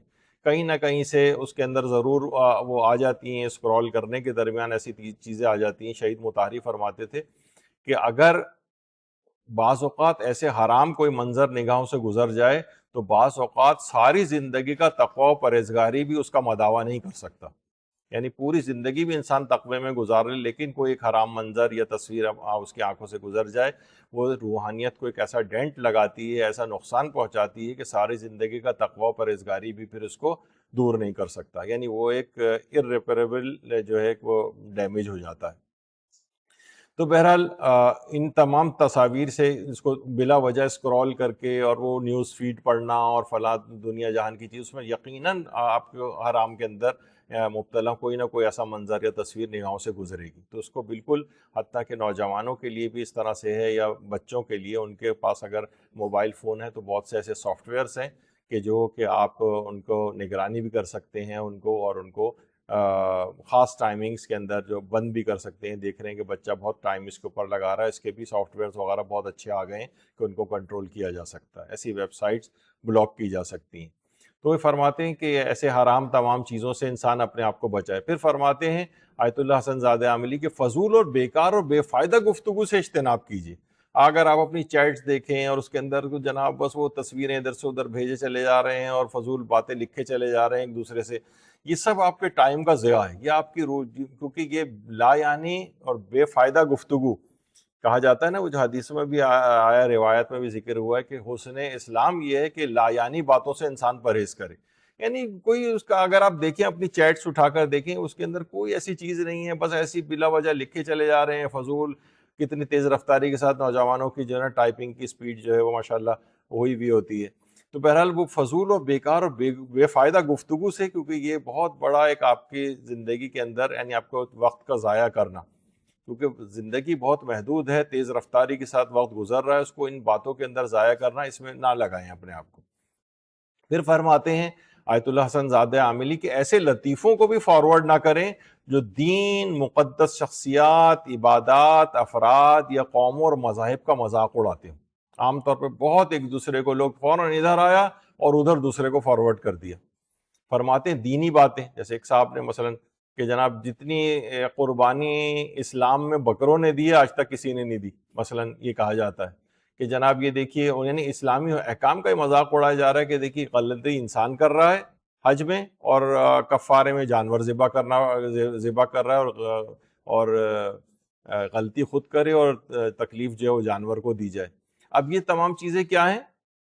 یا علماء کے خلاف آج کل مولوی ملا کہہ کے اس کو کہا جاتا ہے، لیکن اصلاً وہ علماء اور مجتہدین کی طرف تان ہوتا ہے کہ جناب شعر لکھے جا رہے ہوتے ہیں کہ ملا سجدے میں سر رکھتا ہے تو حور جنت میں کانپ جاتی ہے، اور مثلا جنت میں جو وہاں پہ بھی تزویج ہوگی تو لوگ انتظار کر رہے ہوں گے کہ بھائی کب کہیں گے کہ کب آئیں گے کوئی مولوی صاحب، تو لوگ کہیں گے بھائی مولوی صاحب کوئی جنت میں آئیں گے تو آپ کا نکاح پڑا جائے گا نا.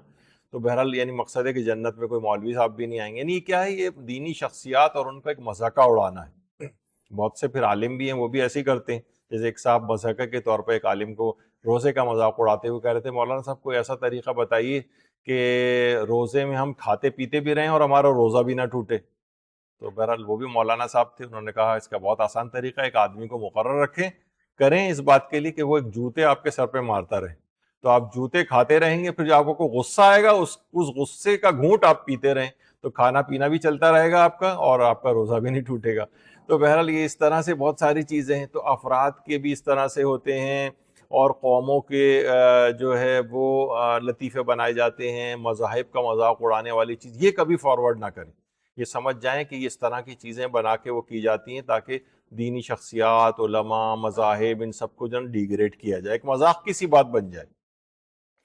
تو بہرحال یہ ان کی خاص نصیحت ہے۔ پھر فرماتے ہیں آیت اللہ حسن زادہ عاملی کہ ہر میسج کا فارورڈ کرنا آپ کی تصدیق اور تائید اور دستخط شمار ہوتا ہے۔ یعنی اگر آپ نے کوئی بھی میسج فارورڈ کیا تو گویا آپ نے اسے انڈوس کیا ہے۔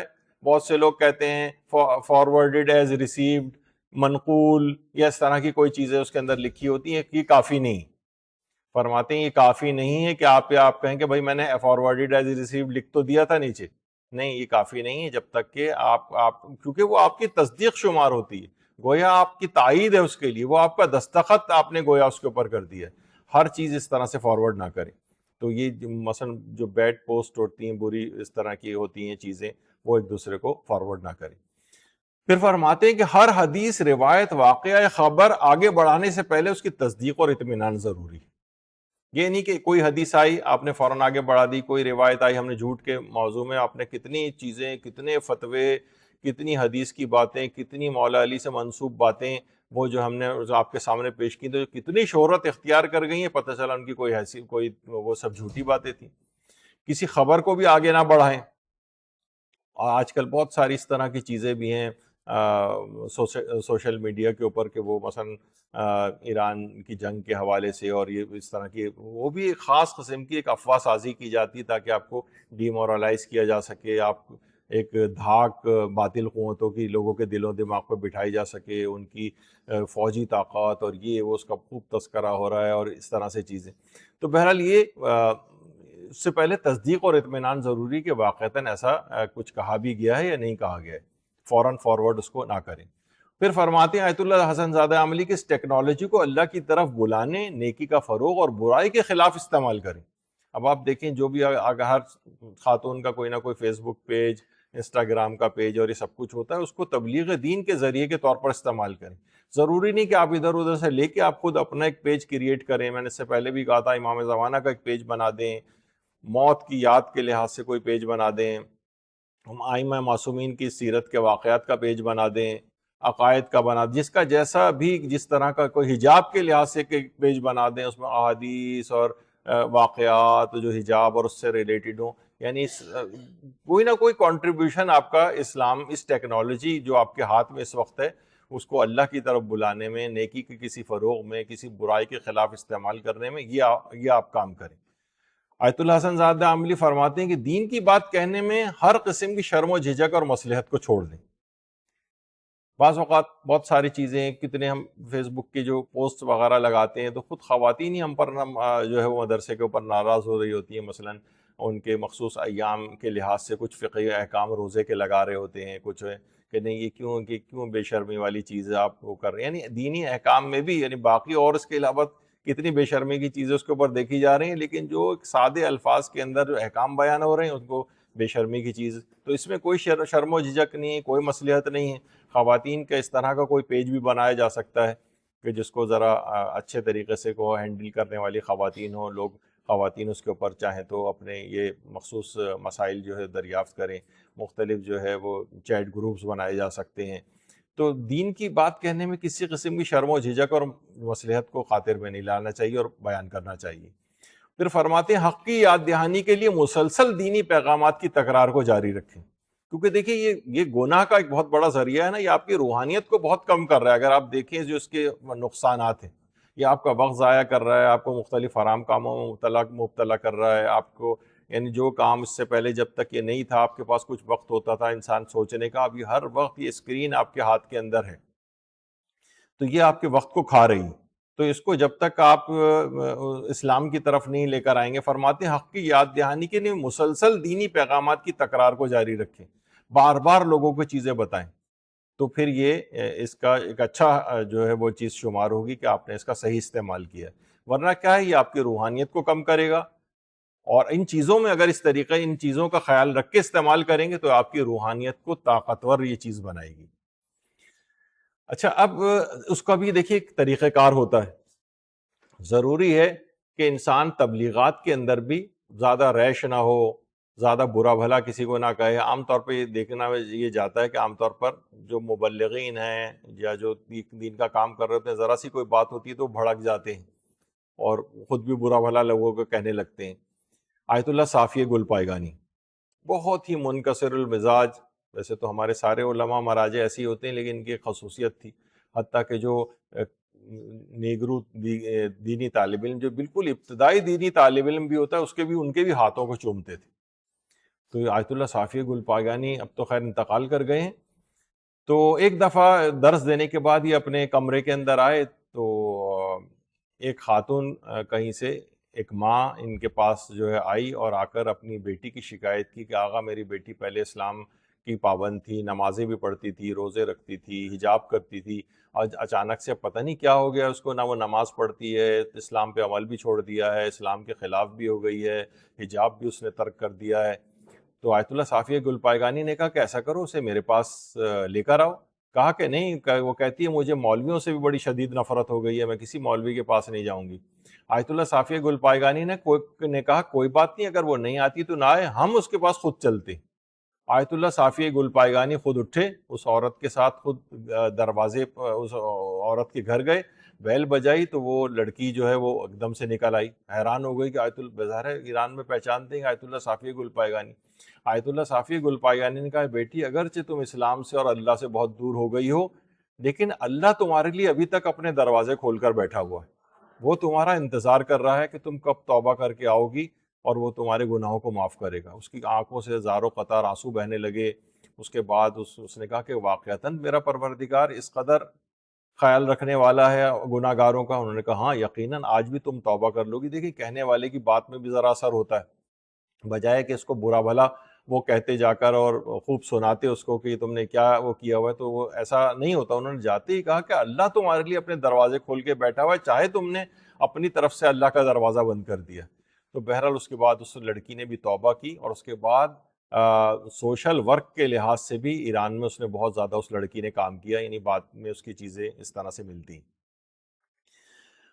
تو اسی طریقے سے آیت اللہ علی نقن صاحب، علی نقی نقن صاحب کے نام سے جو مشہور ہیں. دیکھیے، یہ بھی ایسا ہوتا ہے بعض اوقات ہم اپنی زبان کو برائی میں لوگوں کی استعمال کر رہے ہوتے ہیں، لیکن علماء کس طرح سے کنٹرول کرتے ہیں. صافی گل پائگانی نے دیکھا کہ آپ نے کس طریقے سے جا کر اس سے بات کی اور کس طرح سے اسلام کی طرف لے کر آئے. نقن صاحب نے اپنی کچھ تقاریر کے اندر، ظاہر ہے کہ علمی شخصیت تھی، علمی شخصیت میں بہت ساری اس طرح کی باتیں بھی اس کے اندر آ جاتی ہیں کہ کچھ روایات کا انہوں نے تذکرہ ایسا کیا. مثلا کچھ روایات ملتی ہیں ایسی کہ مثلا کربلا میں جو ہے وہ بعض جگہوں پہ ہے کہ پانی موجود تھا. اس طرح کی کچھ روایات کا انہوں نے علمی لحاظ سے تذکرہ کیا. تو اچھا، لوگوں نے کہا کہ بھائی نقن صاحب، فلاں فلاں لوگ آپ کے اتنے زیادہ خلاف ہو گئے. تو بجائے کہ وہ کہتے یہ لوگ جاہل ہیں، ان کو پتہ نہیں ہے، نقن صاحب نے کہا اصلاً بات یہ ہے کہ یہ لوگ جو ہیں امام حسین سے بہت زیادہ محبت کرنے والے ہیں. تو ہر وہ بات جو انہیں لگتی ہے ایسے، چاہے وہ غلط فہمی کی وجہ سے کیوں نہ ہو کہ یہ امام کی شان کو کم کرنے والی ہے، تو وہ اس کو پسند نہیں کرتے، اس وجہ سے لوگ خلاف ہو گئے. وہ ان کی غلط فہمی ہے، لیکن یہ نہیں کہا کہ وہ جاہل ہیں، بے وقوف ہیں، ان کو پتہ نہیں ہے کہ بہت ساری روایت اس طرح کی بھی ہیں. تو انہوں نے اس طرح سے ان باتوں کو تذکرہ کیا کہ انسان یعنی اپنی زبان کو کنٹرول میں رکھے، برائی کی طرف نہ جائے. انہوں نے اس کو ایک اچھا پیرایا دیا کہ لوگ بھی سب محبت کرنے والے ہیں، اپنی محبت امام حسین کی وجہ سے ان کو یہ بات غلط فہمی کی وجہ سے پسند نہیں آئی ہے. یعنی ہم نے صرف اس بات کا تذکرہ کیا. انسان بہت سی جب علمی باتیں کرتا ہے نا، تو اس میں تمام روایات کا بھی تذکرہ کرتا ہے. روایت کا تذکرہ کرنے کے معنی یہ نہیں ہے کہ وہ ان سب کو مانتا بھی ہے کہ دیکھیں یہ ایک روایت یہ بھی ہے، ایک روایت اس طرح سے. تو وہ انہوں نے کہا کہ وہ افراد کی جو کہ میرے خلاف باتیں کر رہے ہیں، وہ محبت امام حسین کی وجہ سے کر رہے ہیں کہ ان کے خیال میں غلط فہمی ان کی یہ ہے کہ یہ باتیں امام کی شان کو کم کرتی ہیں. تو بہرحال یہ مختلف طریقے ہیں کہ آپ نے دیکھا کہ علماء اس طریقے سے اپنی زندگی جو ہے وہ گزارتے ہیں اور زبان کو اپنی کسی بھی آرام میں استعمال نہیں کرتے۔ محمد علی کے لیے جو باکسر تھا، یہ اس کے متعلق کہا جاتا ہے کہ یہ کہتا تھا کہ میں سگریٹ نہیں پیتا ہوں مگر ایک ماچس ضرور اپنی جیب میں رکھتا ہوں، جب بھی کسی گناہ کرنے کو دل چاہتا ہے ماچس جلا کر ہتھیلی اس کے اوپر رکھ دیتا ہوں اور اپنے آپ سے سوال کرتا ہوں کہ محمد علی تم تو یہ آگ برداشت نہیں کر سکتے تو دوزخ کی آگ کیسے برداشت کرو گے؟ تو واقعتاً گھروں میں چولہے بھی ہیں، گھر میں خواتین کام کرتی ہیں، دیکھیں کہ ذرا سا کچھ ہو جائے، بھاپ لگ جائے، کچھ ہو جائے، چولہے کی آنچ لگ جائے، کتنی زیادہ تکلیف ہوتی ہے، اور انسان پھر جو ہے اس کے لیے دوائیں لگاتا پھرتا ہے۔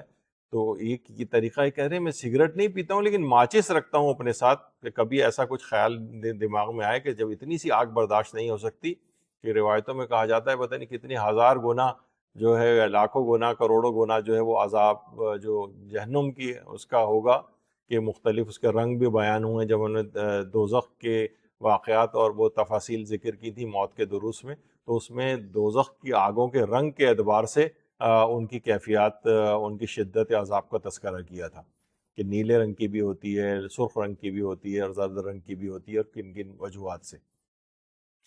تو بہت سے لوگ اس طرح کی، دیکھیں یہ سوشل میڈیا کا اچھا استعمال ہے کہ آپ کے ذمے جو ہے، یعنی کہتے ہیں کہ تعجیل فرج ہے امام زمانہ علیہ السلام کے لیے، اللہم صلی علی محمد۔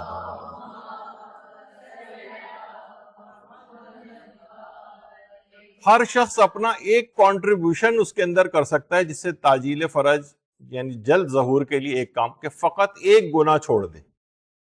ہر شخص فقط اپنی زندگی کا ایک گناہ چھوڑ دے تو یہ ظہور امام کی طرف تیزی کے ساتھ یہ جلد ظہور کرنے کا سبب بن سکتا ہے۔ تو بہرحال یہ ایک اچھی چیز ہے کہ انسان جو ہے اس طرف متوجہ ہو جائے ان گناہوں کی طرف کہ گناہ نہ کرے۔ آیت اللہ علی آقا قاضی طباطبائی سے لوگ آ کر کہتے تھے، اور عام طور پہ دیکھیے ہوتا ہے نا کہ بہت سے لوگ ان کرامتوں سے اور شعبدے بازیوں سے بڑے متاثر ہوتے ہیں کہ بھائی جو پیر صاحبان ہوتے ہیں کہ بھائی فلاں شخص جو ہے، آیت اللہ علی آقا قاضی سے کہا کہ وہ تو ہوا میں بھی اڑتا ہے، تو آیت اللہ علی آقا قاضی نے کہا اس میں کون سی ایسی بات ہے، مچھر اور مکھی بھی اڑتے ہیں ہوا میں۔ کہا کہ وہ فلاں شخص جو ہے وہ پانی کے اوپر چلتا ہے، کہا کہ اس میں کون سی ایسی خاص بات ہے، لکڑی کا تختہ بھی پانی کے اوپر تیرتا ہے، وہ بھی چلتا ہی ہے۔ تو کہا اچھا پھر آپ ہی بتائیے کہ پھر کیا ہے کرامت؟ کا کرامت یہ ہے کہ انسان کبھی کسی کو دکھ نہ پہنچائے، کرامت یہ کسی کو تکلیف نہ پہنچائے، کسی کو برا بھلا نہ کہے، کسی کی غیبت نہ کرے، ہمیشہ لوگوں کے کام آئے، یہ کرامتیں ہیں ساری۔ اصل کرامت یہ ہے، جیسے ایک عالم کا میں نے ایک دفعہ پہلے ذکر کیا تھا کہ ان کے ساتھ بہت سے لوگ پہلے زمانے میں تھا کہ وہ رہ پڑتے تھے ایک دوسرے کے ساتھ، جا کے عالموں کے گھر میں بھی رہتے تھے۔ 20 سال ایک شخص ایک عالم کے گھر میں رہا اور کہا کہ میں بڑا افسوس ہوا، 20 سال رہا لیکن میں نے آپ سے کوئی کرامت ہی نہیں دیکھی آج تک۔ کہا کہ اچھا یہ بتاؤ کہ تم نے کبھی مجھے کوئی گناہ کرتے دیکھا ہے؟ کہا کہ نہیں، گناہ کرتے تو کبھی نہیں دیکھا۔ کہا اس سے بڑھ کر بھی کوئی کرامت ہوگی کہ انسان 20 سال کسی کے ساتھ زندگی گزارے اور کبھی کوئی گناہ ہی نہ کرتے دیکھا ہو؟ تو اصلاً یہ ہیں جو کہ کرامتیں ہیں، اصلاً یہ ہیں، یعنی یہ نہیں ہے کہ انسان جو ہے وہ ہوا میں اڑ رہا ہے اور پانی کے اوپر چل رہا ہے اور اس طرح کی کرامتیں اور شعبدے بازیاں۔ آیت اللہ علی آقا قاضی طباطبائی کہتے تھے کہ اصلاً یہ ہے کہ انسان گناہ نہ کرے، غیبت نہ کرے، یہ صاحب کرامت ہے، یہ صاحب معجزہ ہے، کسی کے دل کو کوئی تکلیف نہ پہنچائے، یہ اس کی کرامت شمار ہوگی۔ تو یہ اس طرح سے یہ روحانیت قوی کرنے کی چیزیں۔ اور اس کی ایک بہت ایک اہم بات علماء یہ کہتے ہیں کہ اس کا ایک بہت اچھا ہے کہ انسان صالح افراد کے درمیان میں رہے، دوست بھی اپنے وہ ایسے ہی بنائے۔ آپ دیکھتے ہیں کہ ہم دیکھتے ہیں کہ آیت اللہ بہجت کی نماز جماعت ہے، نماز جماعت میں شرکت کے لیے جب یہ نماز جماعت پڑھاتے تھے، بڑے بڑے علماء اور مجتہدین، آیت اللہ محمد حسین طباطبائی، آیت اللہ تقی مصباح یزدی، اور آیت اللہ جوادی عاملی، اور بہت سارے علماء اور فقہاء ان کی نماز جماعت میں آ کر شریک ہوتے تھے۔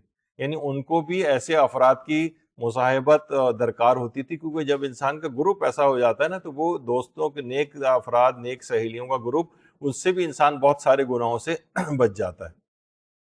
تو گناہوں سے بچانے کا ایک بہت اہم سبب یہ ہے کہ اپنے اطراف کے افراد کو بھی انسان دیندار بنائے یا ایسے ہوا انتخاب کرے جن کے درمیان میں وہ رہے جو اسے گناہ کی طرف، یعنی جو بے پرواہ ہوں زبان سے، غیبتیں بھی آپ کی سہیلیاں کر رہی ہیں، جھوٹ بھی بول رہی ہیں، کسی پہ ایسی الزام بھی لگا دیا، سب کچھ، یعنی جو دین سے لاپرواہ ہوتے ہیں وہ آپ کو بھی پھر ویسے اپنے جیسا بناتے ہیں۔ تو بہرحال توبہ اور استغفار سے انسان کام لے، نمازوں کو پڑھے، اور جب بھی پیغمبر اکرم صلی اللہ علیہ وآلہ وسلم فرماتے تھے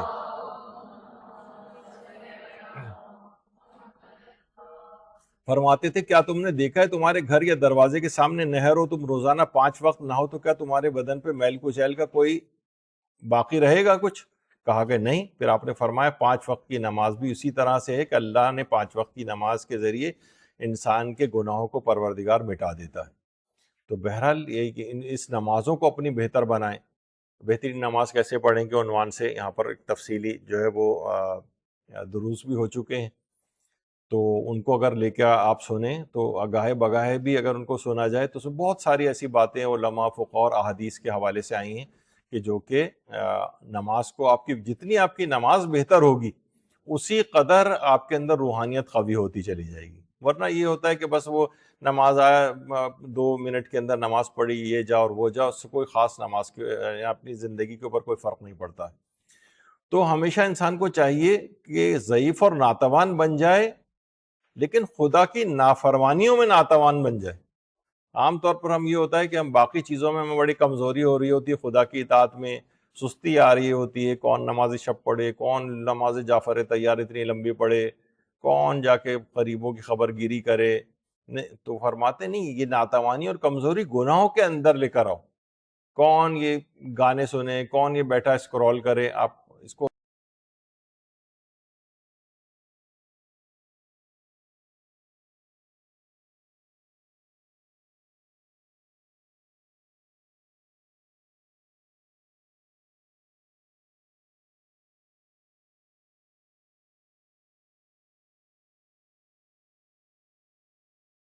گناہوں کی طرف نہیں جائے گا، ورنہ کیا ہوگا، ساری زندگی اپنی گزرتی چلی جائے گی۔ آپ دیکھتے ہیں کہ بہت سے لوگ پوری فسق و فجور کی زندگی گزارتے ہیں اور پھر اپنی ان تمام چیزوں کو دوبارہ کرنے کی کوشش کرتے ہیں۔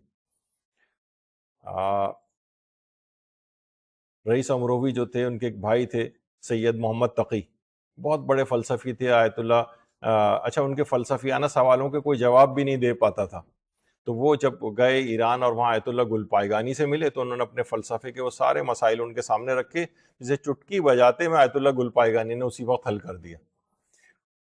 سید محمد تقی بہت بڑے فلسفی تھے، رئیس امروی کے بھائی، تو جب وہ واپس آئے تو یہاں آنے کے بعد، اس سے پہلے تو ایک دہریے جیسی ایک زندگی ہو گئی تھی، لیکن آنے کے بعد اس قدر تبدیل ہو کر وہاں سے واپس آئے کہ اپنی ساری زندگی کے قضا نمازیں پڑھنا شروع کریں، روزے، کفارے، یہ سب ادا کرنے کی طرف راغب ہوئے۔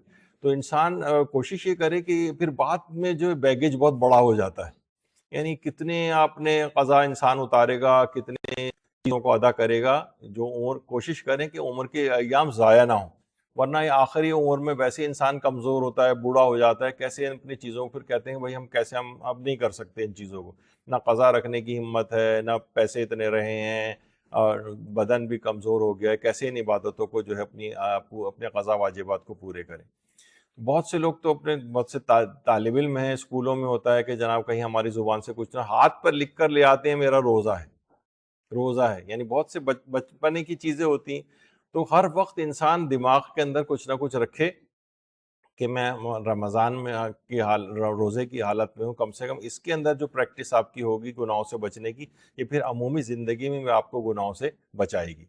دیکھیے ماہ مبارک رمضان کمیوں اور کوتاہیوں کے ازالے کا مہینہ بھی، اس میں جتنی کمی آپ کے پورے سال میں ہوتی ہے، اس کو سمجھنے کے لحاظ سے یہ آپ جو فیکٹری فٹنگ والی جو چیز نہیں ہوتی ڈیفالٹ والی، کہ انسان جو ہے نا وہ اس کیفیت کے اندر چلا جاتا ہے۔ اللہ نے تو آپ کو معصوم پیدا کیا تھا نا، اس کے بعد پھر ہم نے اپنے آپ کو گناہ کر کر کے اپنی روح کو آلودہ کیا ہے گناہوں سے۔ تو ان تمام کمیوں اور کوتاہیوں کے ازالے کا مہینہ ہے ماہ مبارک رمضان۔ جب یہ مناجات شعبانیہ کے اندر یہ آتی ہے، مفاتیح الجنان کے اندر، کہ معصوم فرماتے ہیں کہ الہی اگر تو مجھے معاف کرے تو کون ہے جو اس کا تجھ سے زیادہ اہل ہو، اور اگر میری موت قریب آ گئی اور میرا کردار مجھے تیرے قریب کرنے والا نہیں ہے تو میں نے اپنے گناہوں کے اقرار کو تیری بارگاہ میں اپنا وسیلہ قرار دے دیا. میں کم سے کم یہ تو کر سکتا ہوں کہ میں اقرار کر لوں کہ پروردگار یہ میں نے گناہ کیے. تو انسان اس کے بعد ایک ایک چیز ابھی آگے چل کر ہم ذکر کریں گے کیسے انسان اس کو آگے جو ہے وہ بڑھائے. کیونکہ جو گناہوں کو معمولی سمجھنا، روایتوں میں بھی آیا کہ مومن اپنے گناہوں کو ایسے سمجھتا ہے جیسے وہ کسی چٹان کے نیچے ہو اور اس پر چٹان گرنے کا خدشہ، اور کافر گناہ کو اپنے ایسے سمجھتا ہے جیسے ایک مکھی ہو جو اس کی ناک پہ سے گزر گئی. تو یہ کافروں والا طریقہ ہے کہ ہم گناہوں کو کوئی اہمیت نہیں دے رہے ہوتے، لیکن مومن کے لیے اس قدر ہے. تو ہر گناہ کی دیکھیے ایک مخصوص توبہ ہوتی، ہر گناہ کی مخصوص توبہ ہے. اعلانیہ گناہ کی توبہ بھی اعلانیہ ہوتی ہے، جسے اعلانیہ لوگ کہتے ہیں، اصل ہے لفظ اعلانیہ.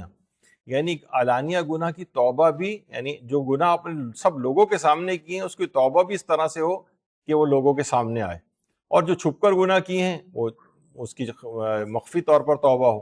جب بھی پیغمبر اکرم صلی اللہ علیہ وآلہ وسلم فرماتے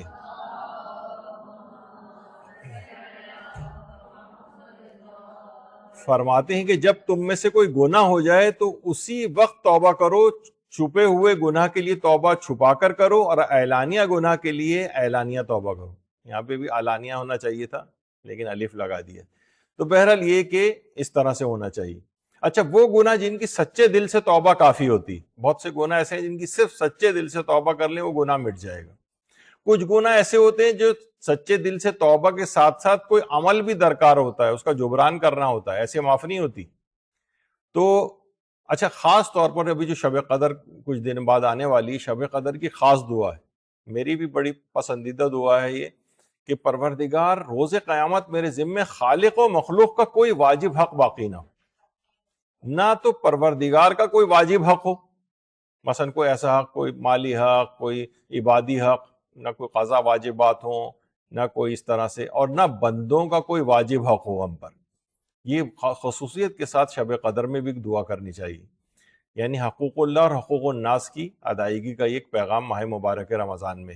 تو وہ گناہ جن کی سچے دل سے توبہ کافی ہوتی، سچے دل سے، ان میں ایک ہے مثلا پچھلی زندگی بے حجابی میں گزری، اب ہم نے حجاب کرنا شروع کر دیا ہے، تو بس ٹھیک ہے، وہ پچھلے جو گناہ ہیں آپ بس ایک سچی توبہ آپ نے کر لی ہے، بس وہ کافی ہیں. اس میں کوئی الگ سے کوئی، بس یہ کہ آپ آئندہ زندگی آپ کو باحجاب رہنا ہے، لیکن اور کوئی الگ سے کچھ عمل کرنے کی ضرورت نہیں ہے. شراب کا مثلا کوئی عادی ہے، بس وہ شراب کی سچی توبہ کر لی، شراب کو چھوڑ دے، بس وہ ساری زندگی کی اس کی پچھلی جو اس نے سچی توبہ کی ہے اس سے شراب کا گناہ معاف ہو جائے گا. جھوٹ بولتا رہے اگر کوئی شخص، تو جھوٹ کی سچی توبہ کر لے، وہ پچھلے سارے گناہ اس کے جو ہے معاف ہو جائیں گے. غیبت اس نے اس انداز سے کی ہے، غیبت کے سارے گناہ جو ہے اس کے پچھلے معاف ہو جائیں گے. یعنی اس میں الگ سے کوئی عمل نہیں کرنا ہے، بس سچی توبہ کرنا کافی ہے. گانے اگر کوئی شخص سنتا رہا ہے، گانے سنتا رہا ہے اور جو ہے وہ موسیقی، حرام والی موسیقی سنتا رہا ہے، بس توبہ کر لی اور وہ گانے سنے چھوڑ دیے، بس یہ کافی ہے اس کے لیے. تو بہرحال اسی طریقے سے سینما جا کر فلمیں دیکھنے کا عادی رہا ہے، وہ حرام چیزوں کا ارتکاب اس انداز سے، تو وہ ان کی سچی توبہ کر لے کافی ہے. حرام نگاہ ڈالنے کا جو ہے وہ عادی رہا ہے، وہ سچی توبہ کر لے، بس وہ کافی ہے. اچھا، وہ کچھ گناہ البتہ ایسے بھی ہیں کہ جن میں توبہ کے ساتھ ساتھ کچھ جبران یا عمل بھی درکار ہوتا ہے. وہ کون سا ہے؟ مثلا نمازوں کی قضا کرنی. اب یہ نہیں ہو سکتا بس میں نے سچی توبہ کر لیا، اب آئندہ میں کوئی نماز قضا نہیں کروں گا اور نمازیں پڑھنی بھی آپ شروع کر دیں. نہیں، پچھلی ان تمام نمازوں کی آپ کو قضا کرنی ہے کہ جو کہ آپ نے اب تک نہیں کی. دیکھیے یہ کیا ہے، یہ آپ کی روحانیت کو طاقتور بنانے والی چیزیں. اگر آپ نے ان کی طرف توجہ نہیں کی، بس ایک ایسی توبہ کر کے اچھی زندگی بھی گزارنے لگے، تب بھی سمجھیں وہ گوند لگی ہوئی ہے آپ کے پروں میں، یہ آپ کو اڑنے نہیں دے گی جب تک ان نمازوں کی قضا نہیں ہو جائے گی. روایتوں میں پیغمبر فرماتے ہیں صلی اللہ علیہ وآلہ وسلم،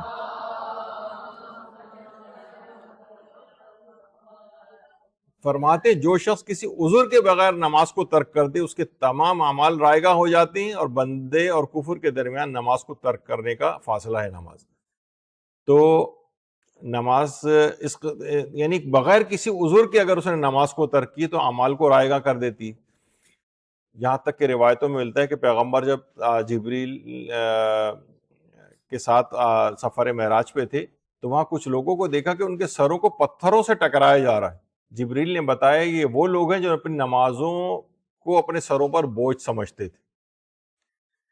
تو بہرحال دلائل النبوہ جو کتاب ہے اس کے اندر یہ روایت موجود ہے. تو یہ نمازیں جب تک قضا آپ کی اس پہ باقی رہیں گی نا تب تک یہ روحانیت کو قوی نہیں ہونے دیں گی. قضا نمازوں کی ادائیگی ضروری، حتیٰ کہ نوافل کی قضا یہ تو خیر الگ سے نہیں ہے، لیکن یہ آپ کی روحانیت کو طاقتور بنانے والی چیزیں. کبھی انسان کی نافلہ نمازیں بھی قضا ہو جاتی ہیں، نماز شب قضا ہو جاتی ہے، تو ان کی قضا کی بھی جو ہے تاکید ہے، سوائے کہ وہ بیماری کی وجہ سے جو نہیں پڑھیں ان کی تاکید نہیں آئی، لیکن پڑھ وہ بھی سکتا ہے.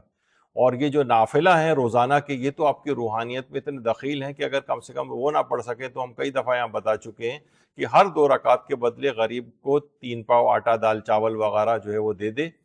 اور اگر اس پہ بھی قادر نہ ہو تو دن کی نمازوں کے لیے ایک 3 پاؤ اور رات کی نمازوں کے لیے ایک 3 پاؤ کسی غریب کو دے، یعنی 1.5 کلو آٹا روزانہ کے اعتبار سے، یا 45 کلو آٹا مہینے کے اعتبار سے اگر غریبوں کو دے گا تو انشاءاللہ جو اس نے نوافل نہیں پڑھے ہیں روزانہ کے، جو ہر نماز کے ساتھ پڑھے جاتے ہیں، ان کا ایک جبران ہو جائے گا، روحانیت میں کچھ نہ کچھ کمپنسیشن ہو جائے گی.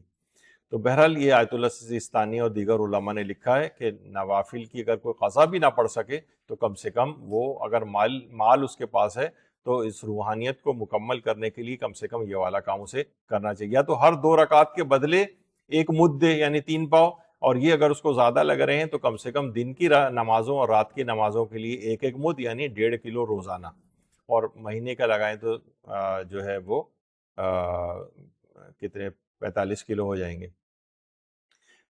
اچھا، اب کوشش کریں یہ نماز شب اور نوافل کی پابندی کو سارے سال پر دوام دیں، تب یہ روحانیت قوی ہوگی. یعنی اگر آپ نے صرف رمضان کی حد تک ہو کہ بس رمضان میں ایک تقوی کا ایک ہیضہ ہو گیا اور اس میں تو ہم خوب تیز رفتاری کے ساتھ ہم نے عمل کی، اور جیسے ہی بس رمضان ختم ہوا فوراً بالکل جیسے پنکچر ہو جاتا ہے نا، ٹائر میں سے ہوا نکل جاتی ہے، اس طریقے سے ہمارے تقوی میں سے بھی ہوا نکل گئی.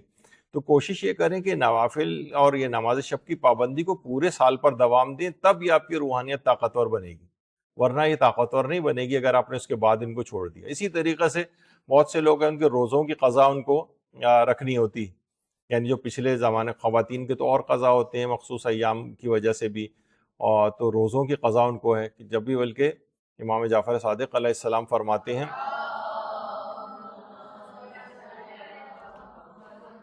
وسائل الشیعہ کی روایت ہے، جو شخص ماہ رمضان کے ایک دن کا روزہ یعنی بغیر کسی عذر شرعی کے نہ رکھے تو روح ایمان اس میں سے نکل جاتی. تو روحانیت کہاں باقی رہے گی؟ تو کتنی اپنی پچھلی زندگی کے اندر انسان نے اس طرح سے اپنے قضا روزے نہیں رکھے ہیں، ان سب روزوں کو انجام دینے کی کوششیں کریں. اور پھر ان کا کفارہ بھی ہے کہ جناب اگر نہیں انجام اس نے دیا تو ضروری کہ ان کی قضا بھی بجا لانی، اور ہر دن کے لیے 2 مہینے کے روزے یا 60 مسکینوں کو کھانا کھلانا وغیرہ کرے. یہ بھی نہ کر سکے تو پھر 60 افراد کو 3 پاؤ آٹا یا اجناس وغیرہ کفارے کے طور پر دے. اور اگر اس کی بھی ہمت نہیں ہے تو فرماتے ہیں آیت اللہ سیستانی کہ کچھ اپنی حیثیت کے مطابق صدقہ دے دے، لیکن جب بھی کبھی طاقت اور حیثیت پیدا ہو جائے تو احتیاط واجب کی بنا پر کفاروں کو ادا کرے گا. یعنی اب وہ دیکھے کہ میں نے پچھلے جو قضا اس طرح سے انجام دی اور جان بوجھ کے میں نے چھوڑے تھے روزے، تو ان سب کی صرف نہ صرف یہ قضا کرنی ہے بلکہ کفارے بھی ادا کرنے. کفارے ادا نہیں کی اور ایسی لاپرواہی میں زندگی گزاری ہے تو پھر یہ روحانیت قوی نہیں ہو پائے گی. روحانیت کو قوی کرنے کے لیے ضروری ہے کہ ان قضا واجبات کو جو روزے وغیرہ سے چھوٹے ہیں اور جو کفارے وغیرہ ہیں ان کو بھی انجام دے. بیمار ہیں ان کو اپنے فدیے جو ہے وہ دینے ہوتے ہیں، لیکن اس غلطی کو انجام نہ دے اس میں تقریباً 90-95% لوگ مبتلا ہیں کہ بیمار ہیں تو وہ کہتے ہیں بھائی ہم ابھی بیمار ہیں، ابھی بیماری میں رمضان چل رہا ہے، فوراً کہتے ہیں کہ کتنا فدیہ نکالیں. بیمار کا فدیہ اگلا سال کا رمضان جب شروع ہوتا ہے تب واجب ہوتا ہے. اس سے پہلے جو اگر آپ نے دے بھی دیا لوگوں نے تو وہ سمجھیں کہ وہ ایک چیریٹی بن جائے گا، صدقہ بن جائے گا، لیکن وہ فدیہ شمار نہیں ہوگا. اور اس دوران بلکہ اگر اس نے قضا روزے رکھ لی اگلے سال تک تو وہ فدیہ بھی نہیں ہے. تو بہرحال بیمار کے فدیے وہ اگر اس نے کچھ نہیں ہے تو پچھلے سالوں کے وہ تمام فدیے بھی نکالیں.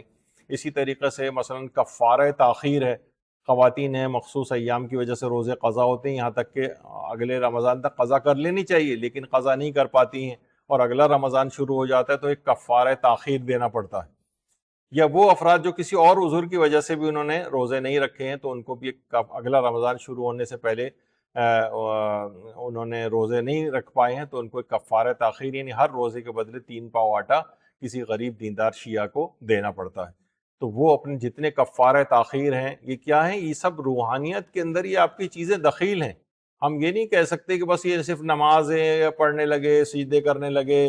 نہیں، یہ سب چیزیں جب تک یہ واجبات نہیں اتاریں گے تب تک یہ روح جو ہے آسمانوں کی طرف بلند نہیں ہو سکتی، معنویت کی طرف بلند نہیں ہو سکتی، طاقتور روحانیت نہیں بنے گی. سابقہ فطرے ہیں اگر کسی کے، اس میں بھی اتنی غلطیاں ہیں. لوگ کہتے ہیں فطرہ نکالتے تو ہیں، یہاں پچھلے سالوں میں ہم نے ایک درس لیا بھی ہے کہ فطرے کے متعلق 100 غلط فہمیاں اور غلطیاں، 100 غلطیاں اس کو نشاندہی کی ہے. ابھی کچھ دن بعد وہ اپلوڈ ہو بھی جائیں گے درس دوبارہ. تو اس زکوٰۃ فطرہ کے اندر دیکھیں کہ کتنے انہوں نے غلطیاں ایسی کر دی ہیں لوگوں نے کہ وہ جس کی وجہ سے پتہ چلا وہ فطرہ شمار ہی نہیں ہوا. تو جب تک وہ صحیح طریقے سے فطرہ نکل نہیں جائے گا تب تک سمجھیں کہ وہ روحانیت آپ کی ناقص رہ جائے گی، روحانیت ناقص ہوگی. دیکھیے روحانیت کی آیت اللہ محمد حسین طباطبائی کہتے تھے بلکہ مستحبات بھی جتنے ہیں نا یہ بھی آپ کی روحانیت میں دخیل ہیں. کہتے تھے مثلا مثال دیتے تھے کہ مثلا فرض کر لیں کہ اگر 1,00,000 مستحبات ہیں، 1,00,000، اور آپ نے 99,999 مستحبات پر عمل کر لیا اور ایک صرف مستحب رہ گیا تھا آپ کا، تو اتنا روحانیت کا حصہ آخرت میں ناقص رہ جائے گا.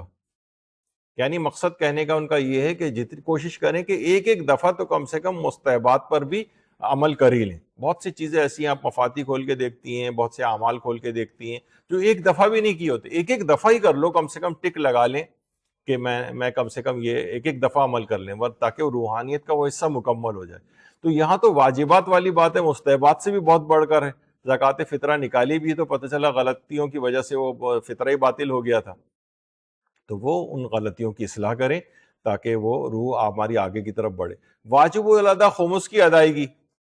اب لوگ یا تو خمس انہوں نے نکالا نہیں ہوتا، یا صحیح طریقے سے نہیں نکالا ہوتا، یا کچھ ایسی چیزیں رہ جاتی ہیں کہ وہ ان کو پتہ ہی نہیں کہ ان کے اوپر بھی خمس واجب ہے، اور ان کا اس انداز سے وہ بس زندگی گزار رہے ہوتے ہیں. تو لوگوں کا یہ بیگیج جب تک خمس واجبات والا یہ آپ نہیں اتاریں گی تب تک آپ کی روحانیت آگے کی طرف نہیں جائے گی. اور امام کی اس حد تک سختی تھی کہ خراسان کے کچھ لوگ امام علی رضا علیہ الصلوۃ والسلام کے پاس آئے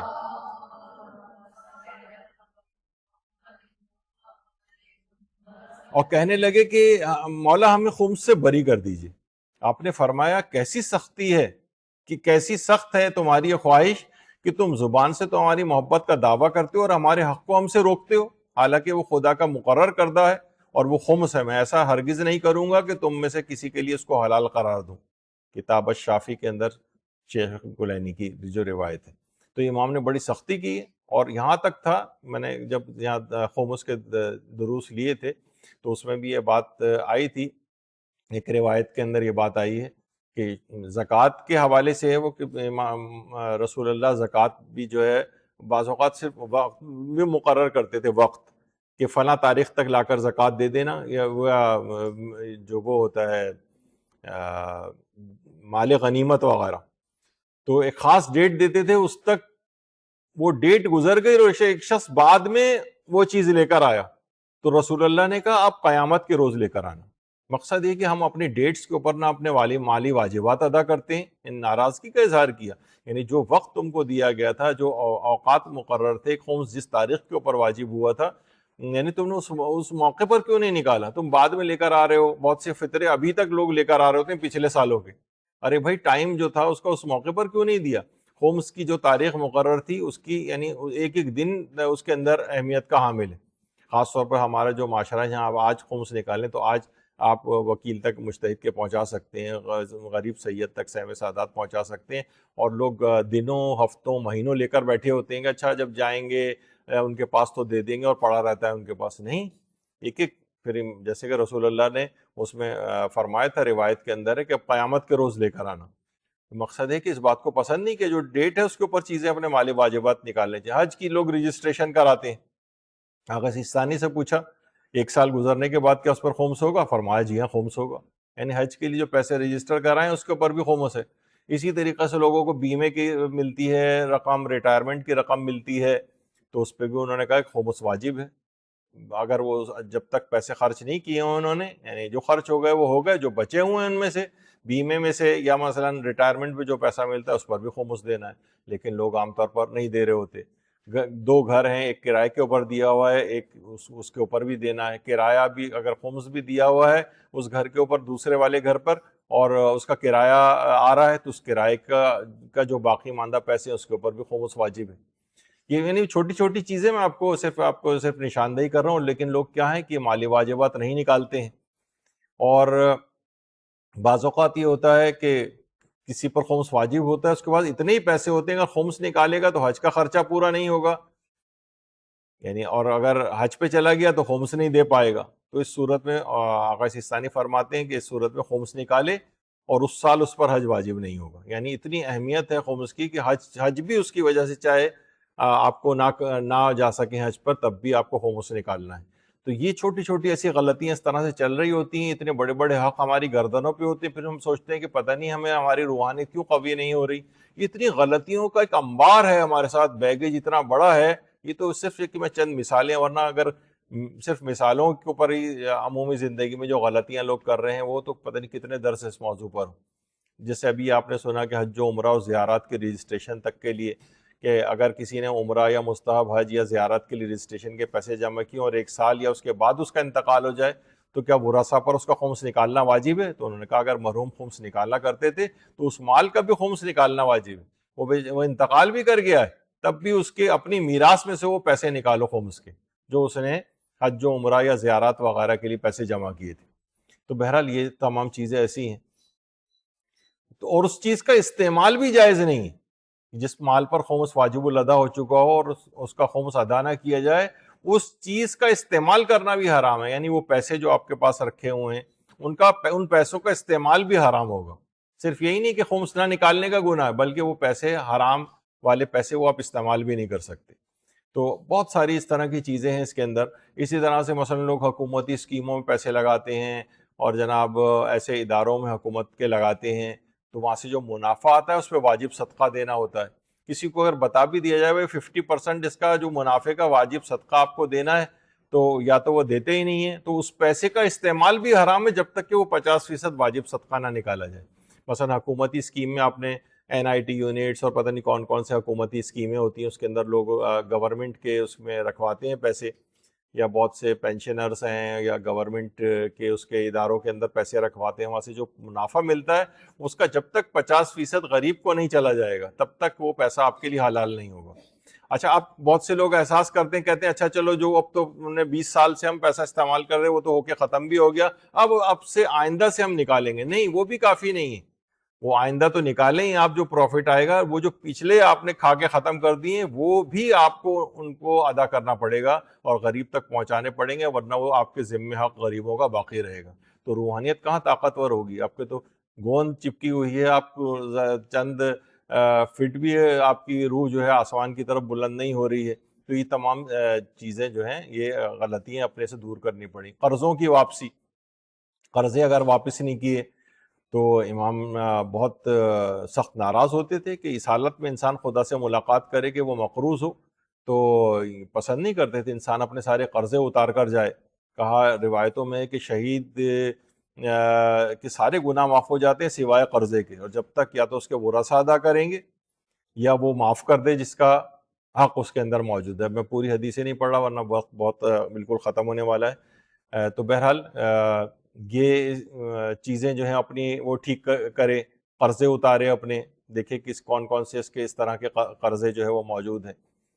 اس طرح قرضے ادا کر کے لوگ حج کرنے چلے جاتے ہیں، یعنی مقروض ہیں تو وہ ان کا حج واجب بھی نہیں ہوتا. اس کے بہت سارے اس کے احکامات اس طرح کے ہیں کہ بہت سے طریقے ایسے ہیں کہ اگر کسی کا قرضہ اس کے گردن کے اوپر ہے تو وہ اس کے باوجود حج کیسے کرے، علماء سے مشورہ کرے. اس کے کچھ شرعی حل بھی ہیں، لیکن اگر وہ مقروض ہے، قرضہ اس نے کہیں سے بھی لیا ہوا ہے، تو پھر اس کا حج واجب نہیں اترتا ہے. تو اس کے کچھ احکام ہیں جو اپنے طور پر اس کے علماء نے، میں اس کی تفصیل میں نہیں جا رہا، صرف آپ کو متوجہ کر رہا ہوں.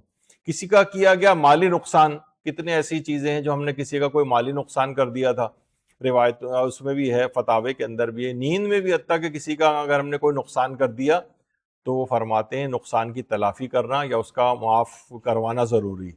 تو ہم یہ نہیں کہہ سکتے کہ بھائی ٹھیک ہے ہم نے کسی کا کوئی مالی نقصان کیا تھا، نہیں، ڈھونڈو، تلاش کرو، اس شخص تک وہ چیز پہنچاؤ یا اس کو راضی کرو کہ یہ میں نے تمہارا یہ مالی نقصان کیا تھا.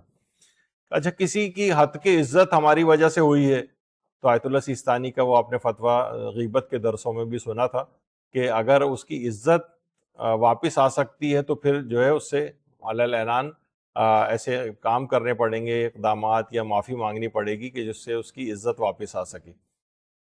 تو بہرحال بعض اوقات یہ بھی کرنا پڑتا ہے. حج واجب ہونے کے بعد اس کی ادائیگی کرنا، بہت سے لوگ حج کو ٹالتے رہتے ہیں. ایک بزرگ خاتون سے میں واقف ہوں جو ساری زندگی انہوں نے حج نہیں کیا ہے، یہاں تک کہ اسی میں ان کا انتقال ہو گیا کیونکہ مجھے جہاز میں جانے سے بہت ڈر لگتا ہے، جہاز کا سفر نہیں کر سکتی. تو اب یا تو اس کا کسی طریقے سے ان کو قائل کیا جاتا یا ان کی زندگی میں واجب رہا اور وہ حج نہیں کیا، پتہ نہیں ان کے ورثاء نے اس کے بعد حج کروایا بھی ان کا یا نہیں. حج واجب ہونے کے بعد اس کی ادائیگی ٹال مٹول، ابھی یہ ہو جائے وہ ہو جائے، بیٹیوں کی شادیاں ہو جائیں، بچے بڑے ہو جائیں، بچے بھی چھوٹے ہیں وغیرہ وغیرہ، اس طرح کی چیزیں، یہ جب سمجھیں کہ روحانیت میں بہت بڑی رکاوٹ ہے اتنے بڑے واجبات اگر ہمارے ذمے ہوں. ورنہ یہاں تک ہے کہ پیغمبر فرماتے ہیں حج کو اتنا مؤخر کرے کہ وہ مر جائے تو اللہ اسے روز قیامت یہودی یا نصرانی مبعوث کرے گا، یہودی اور نصرانی کے طور پر. تو حج کو اپنے نہ ٹالے، اور حج کیونکہ واجب فوری ہے اور اس کو فوری طور پر انجام دینا یہ ضروری ہے. یا مثلا لوگ خوب آج کل عمرے کرنے جا رہے ہیں، باطل عمرے کی ادائیگی انہوں نے کر دی، اب وہ وہاں سے ہو کر تو آ گئے لیکن پتہ چلا جب وہاں سے واپس آئے ہیں تو احرام ان کا ابھی بھی نہیں اترا. یہ کئی دفعہ ہم ذکر کر چکے ہیں لیکن پھر آ رہا ہے. تو یہ روحانیت کہاں ان کی مکمل ہوگی؟ یہاں احرام بھی نہیں اترا اور حرام واجبات جو حرام چیزیں وہ بھی انجام دی جا رہی ہیں. تو باطل عمرے کی ادائیگی. اسی طریقے سے بہت سے لوگ ہیں طواف النساء کا ہی مسئلہ ان کو نہیں پتہ ہوتا. بہت سے جیسے سعودی عرب میں رہتے ہیں کچھ افراد ایسے ہیں جنہوں نے کہا کہ ہم تو 30-35 سال سے یہاں ہیں اور ہر ہفتے 15 دن یا مہینے میں تو کم سے کم ایک عمرے کے لیے جاتے ہیں، اور انہوں نے ایک دفعہ بھی طواف النساء نہیں کیا، علم نہیں تھا. تو آپ دیکھیں کہ طواف النساء تو جناب اس سے اگرچہ حج و عمرہ باطل نہیں ہوتا ہے لیکن ازدواجی مسائل والے اس میں ہوتے ہیں کہ یا تو خود کرنے جائیں طواف النساء یا کسی کو نائب مقرر کریں جو ان کی طرف سے کرے. اور تمام افراد پر ہے، خواہ بیوہ ہو اس پہ بھی طواف النساء ہے، رنڈوا کوئی ہو اس پہ بھی ہے، بوڑھا ہو، جوان ہو، ممیز بچہ ہو، بھیجڑا ہو، نامرد ہو، سب کے لیے طواف النساء کرنا واجب ہے. حتیٰ کہ اگر کوئی شخص مر بھی گیا ہے اور اس نے طواف النساء نہیں کیا تھا تو اس کا بھی طواف النساء بعد میں جو ہے وہ کروایا جائے. تو آیت اللہ سیستانی تو فرماتے ہیں عمر مفردہ کا طواف النساء نہیں کیا تو اس کے تو نکاح میں اشکال ہے، یعنی شادی وغیرہ بھی اس کی نہیں ہو سکتی احتیاط واجب کی بنا پر. تو یہ سب چیزیں کیا ہیں، لوگ عام طور پر بڑے پریشان ہوتے ہیں. تو بہرحال یہ کہ مرنے کے بعد بھی اگر کوئی شخص کیے بغیر چلا گیا تو اس کی سمجھیں کہ روح معنویت اور یہ روحانیت کی طرف بلند نہیں ہوگی، یہ واجبات اس کے ذمے ہیں. بلکہ جتنے آیت اللہ سیستانی تو فرماتے ہیں احتیاط واجب کی بنا پر، آیت اللہ خوئی کا تو فتویٰ تھا کہ ہر عمر مفردہ کے لیے الگ طواف النساء ضروری ہے. کسی نے 50 اگر نہیں کیے ہیں طواف النساء تو جب تک 50 پورے ادا نہیں ہو جاتے تب تک یعنی وہ تمام پابندیاں جو ہے اس کے اوپر برقرار رہیں گی، اس کو نائب بنا کے کروائے، خود کرے، وہ جو بھی اس کے مسئلے ہیں. تو بہرحال یہ ایک مسئلہ اس میں ہے. اسی طرح حج و عمرے کے کفارات کی ادائیگی. کتنے لوگ حج پہ جاتے ہیں، عمرے پہ جاتے ہیں اور ایک ہر دفعہ بکرا کفارہ نہیں ہوتا، کبھی بعض اوقات گائے بھی کفارہ ہو سکتی ہے، کبھی مٹھی بھر آٹا جو ہے کفارے کے طور پر دینا ہوتا ہے. یعنی کئی کفاروں کی بہت ساری الگ الگ ہیں. بال ٹوٹنے کا کفارہ ہے، جیسے ایک مٹھی آٹا جو ہے وہ غریب کو دیا جائے، اور اس طرح سے کر کے کفاروں کی پوری ایک وہ ہے. تو لوگ عام طور پر ایسے ہی بس کسی عالم کے بغیر کرنے چلے جاتے ہیں اور پتہ نہیں کتنے کفارات ان کے اوپر واجب ہو جاتے ہیں، بلکہ وہاں سے احرام کے ساتھ ہی واپس آتے ہیں. کیونکہ اگر عمرہ صحیح طریقے سے ادا نہیں کیا تو وہ احرام اترتا ہی نہیں، وہ چاہے وہ اپنے وطن واپس آ جائے، 10 سال بھی یہاں پر رہے گا، احرام کی پابندیاں برقرار رہیں گی، اور وہ جتنی بھی خلاف ورزی کرے گا سب گناہ بھی لکھے جاتے ہیں، سوائے اس کے کفارہ البتہ نہیں دینے ہوتے کیونکہ لا علمی کی وجہ سے ہے وہ. لیکن اگر علم ہو گیا اس کو تو پھر وہ ان تمام چیزوں کو اگر پھر بھی ادا کرے گا تو کفارہ بھی ہو سکتا ہے. تو حج و عمرے میں کفارات کی ادائیگی یہ کرنی ہوتی ہے. بہت سے غصبی مال سے لباس احرام حج کے قربانی کی خریداری، مثلا خمس نہیں نکالا ہے، اور جو ہے وہ اسی طریقے سے، اب اس میں کچھ اختلاف مراجع ہے وہ اپنی جگہ پر، لیکن کم سے کم لباس احرام ایسا مال سے ہو جو خمس نکالا ہوا ہو، یا حج کی قربانی اس میں خمس نکلا ہوا ہونا چاہیے، ورنہ بعض مراجع تو کہتے ہیں کہ اس کا حج ہی نہیں ہوگا۔ تو مال حرام اس سے اپنے آپ کو، یہ چھوٹی چھوٹی سی مثالیں ہیں اصل میں ساری، میں ادھر ادھر سے جمع کر کے، کہ یہ آپ کی روحانیت کو طاقتور نہیں ہونے دیتی ہیں غلطیاں، یہ آپ کو پکڑ کے رکھتی ہیں، اور وہیں کا وہیں انسان جو ہے وہ رہ جاتا ہے، اور بالکل بھی آگے کی طرف نہیں بڑھ پاتا۔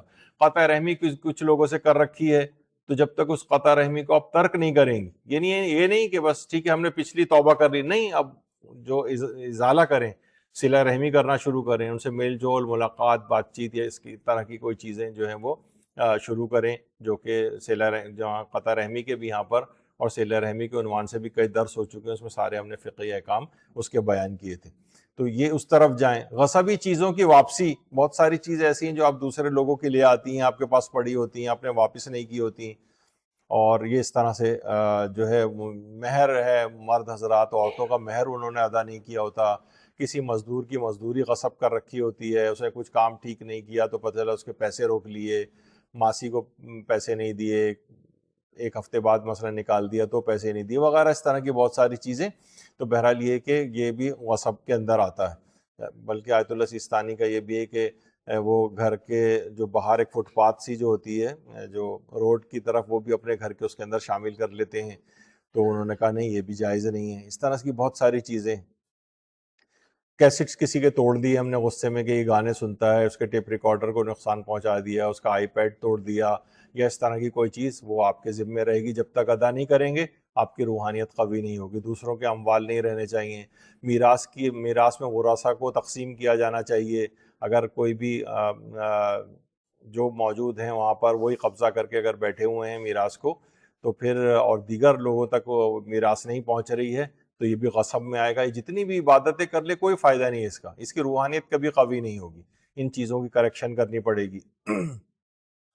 اسی طریقے سے جسمانی نقصان کی جو دیات ہیں، کسی کو ہم نے مارا پیٹا ہے، جب تک معاف نہیں کروا لیں گے اس سے، مائیں جو ہیں، ماؤں کو تو اس کا حق بھی نہیں ہے، یعنی ماں جو ہے، باپ تو کسی حد تک تعدیب کے لحاظ سے جو ہے وہ کچھ چیزوں میں اس کو اجازت ہے، لیکن مائیں اس طرح سے مار رہی ہیں کہ پورا جو ہے مثلاً جس کو ہم کہتے ہیں کہ وہ سافٹ ویئر اپڈیٹ کرنا جو ہوتا ہے، وہ اگر اس طرح سے مارا ہے کہ اس کے نشانات پڑ رہے ہیں جسم کے اوپر، نیل پڑ گیا یا سرخ ہو گیا، تو بڑے ہونے کے بعد یا تو معاف کروانا پڑے گا، یا پھر ماں کو دیت دینا پڑے گی، یا جو اس کا جو ولی ہے اس سے معاف کروانا پڑے گا۔ تو جسمانی نقصان کی دیات ہیں۔ دوسروں کے اموال، مثلا کتابیں، کپڑے وغیرہ لے کر آپ آ گئی ہیں، بہت سے لوگوں کی کتابیں آپ کے پاس ہیں، آپ نے ان کو واپس ہی نہیں کی، پڑھنے کے لیے لے کر آئی تھیں، تو وہ آپ ان کو واپس کریں۔ کسی کے عقائد کو اگر گمراہ کیا ہے تو صحیح عقائد ان تک بتائیں کہ بھئی یہ میں نے تمہیں غلط بات بتا دی تھی، صحیح عقیدہ یہ ہے۔ اس طریقے سے لوگوں کے جو کردار اور اخلاق کو خراب کیا ہے، اگر مثلا گانوں، بہت سے لوگ ہوتے ہیں کہ گانے گاتے تھے، اب وہ انہیں کوشش کرنی چاہیے ہر جگہ سے اپنے گانوں کو ڈیلیٹ کریں، اور لوگوں کے اخلاق و کردار کو گمراہ کرنے والی جو چیزیں، ان سب کا یعنی ان کو الٹ کرنا پڑے گا، ان سب کو ہٹانا پڑے گا، تب یہ ان کی روحانیت قوی ہوگی۔ لوگوں کو غلط دینی احکام آپ نے بتا دیے تھے، آپ کو مہارت نہیں تھی، آپ نے الٹے سیدھے فقہی احکام جو ہے وہ بتا دیے لوگوں کو، اب ان تک جب تک آپ کو اپنی کریکشن نہیں کریں گی اور ان لوگوں کو صحیح بات نہیں بتائیں گی، تب تک یہ مسئلہ پھنسا رہے گا آپ کا۔ اچھا، کوئی مکان ہے، دکان ہے یا بس ہے، اس کا کوئی واجب الادا کرایہ ہے، وہ آپ نے واپس نہیں کیا، ادھار لوگوں کے واپس نہیں کیے جو دیے تھے، تب تک آپ کی روحانیت قوی نہیں ہوگی، کمزور اور ناقص رہے گی۔ یہ چیزیں لوگوں تک واپس پہنچائی جائیں۔ اچھا، اسی طریقے سے دوسروں کی غلطی یا غلط فہمی کے باعث کوئی چیز آپ کے پاس آ گئی، آپ سپر اسٹور گئی تھی، اس نے ایک اضافی چیز ڈال دی، تو واپس کرنی پڑے گی۔ ایک دفعہ آن لائن کوئی چیز منگوائی، تو پتہ چلا کہ وہ 3 منگوائی تھی تو اس نے 5 آ گئی وہاں سے، تو پھر میں بہرحال وہ گھر پہ ڈیلیور کر کے چلا گیا. جب میں اس دکان کو واپس کرنے گیا تو حیرانگی سے مجھے دیکھ رہے ہیں کہ نہیں, ان کو سمجھ میں نہیں آ رہا کہ کیسے اس کو کریں. میں نے کہا بھائی اضافی آ گئی ہے. تو لوگ بھی اس کو عام طور پر نہیں سمجھتے. تو اگر کوئی غلطی سے بھی آ گئی, آپ کہیں بھائی میں نے تو نہیں کی, انہوں نے خود ہی ڈال کر دے دیا, نہیں, یہ کافی نہیں. یعنی آپ کو ان تک واپس پہنچانی پڑے گی, چاہے غلط فہمی یا غلطی کی وجہ سے آئی ہو. اصل مالک تک جائیے یا اس کو راضی کیجیے. رد مظالم اسی وجہ سے دیا جاتا ہے کہ مجھ پر کوئی مالی حق تو کسی کا نہیں رہ گیا ہے.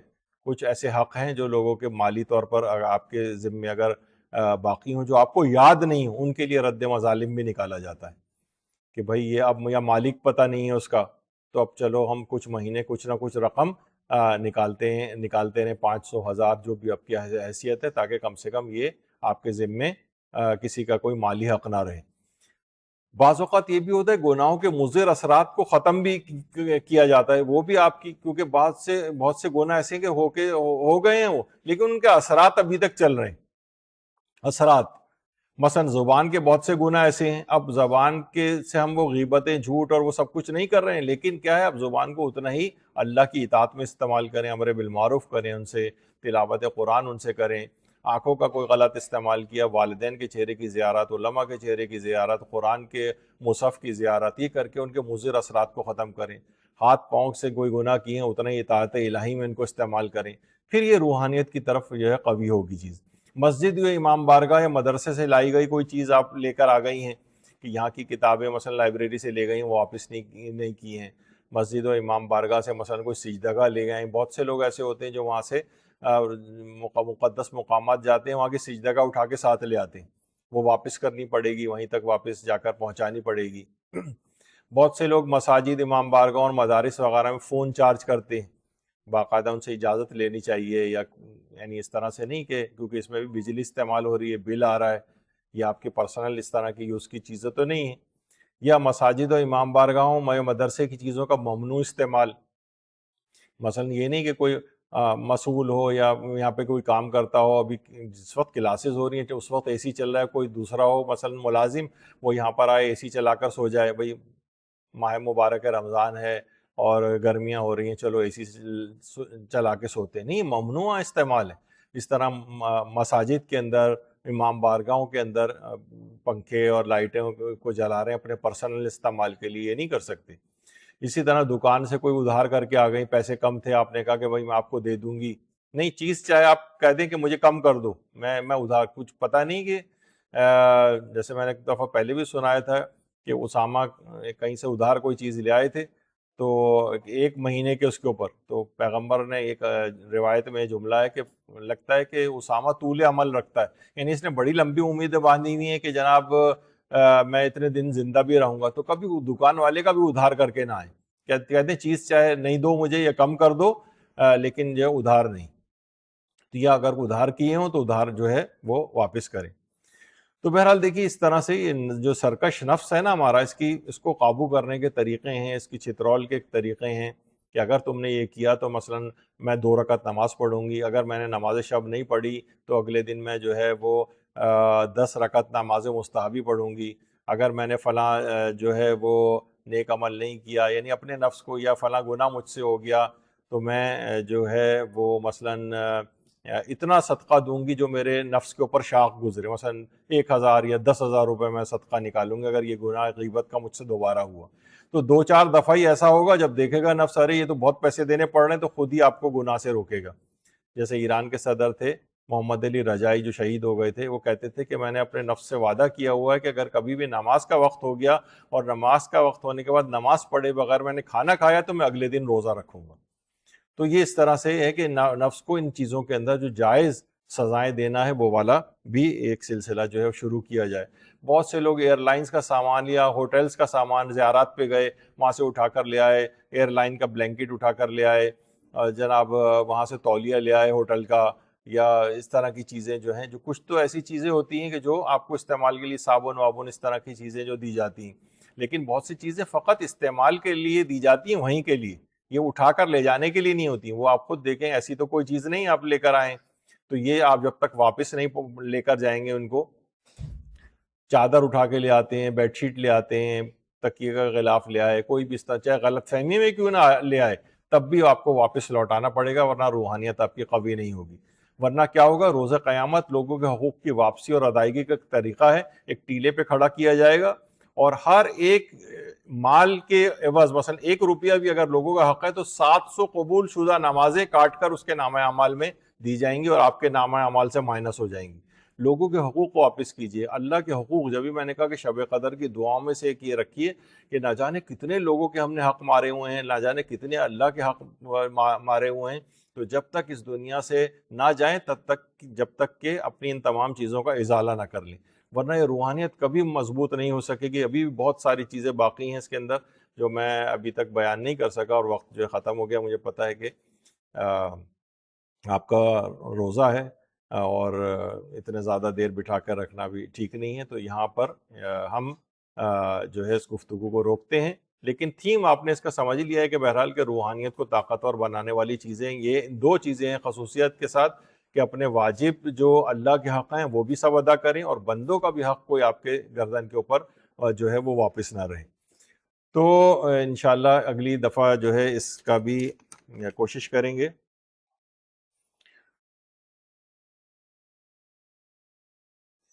اچھا، اور اس کے اب جو نیکسٹ آپ کی کلاس ہوگی وہ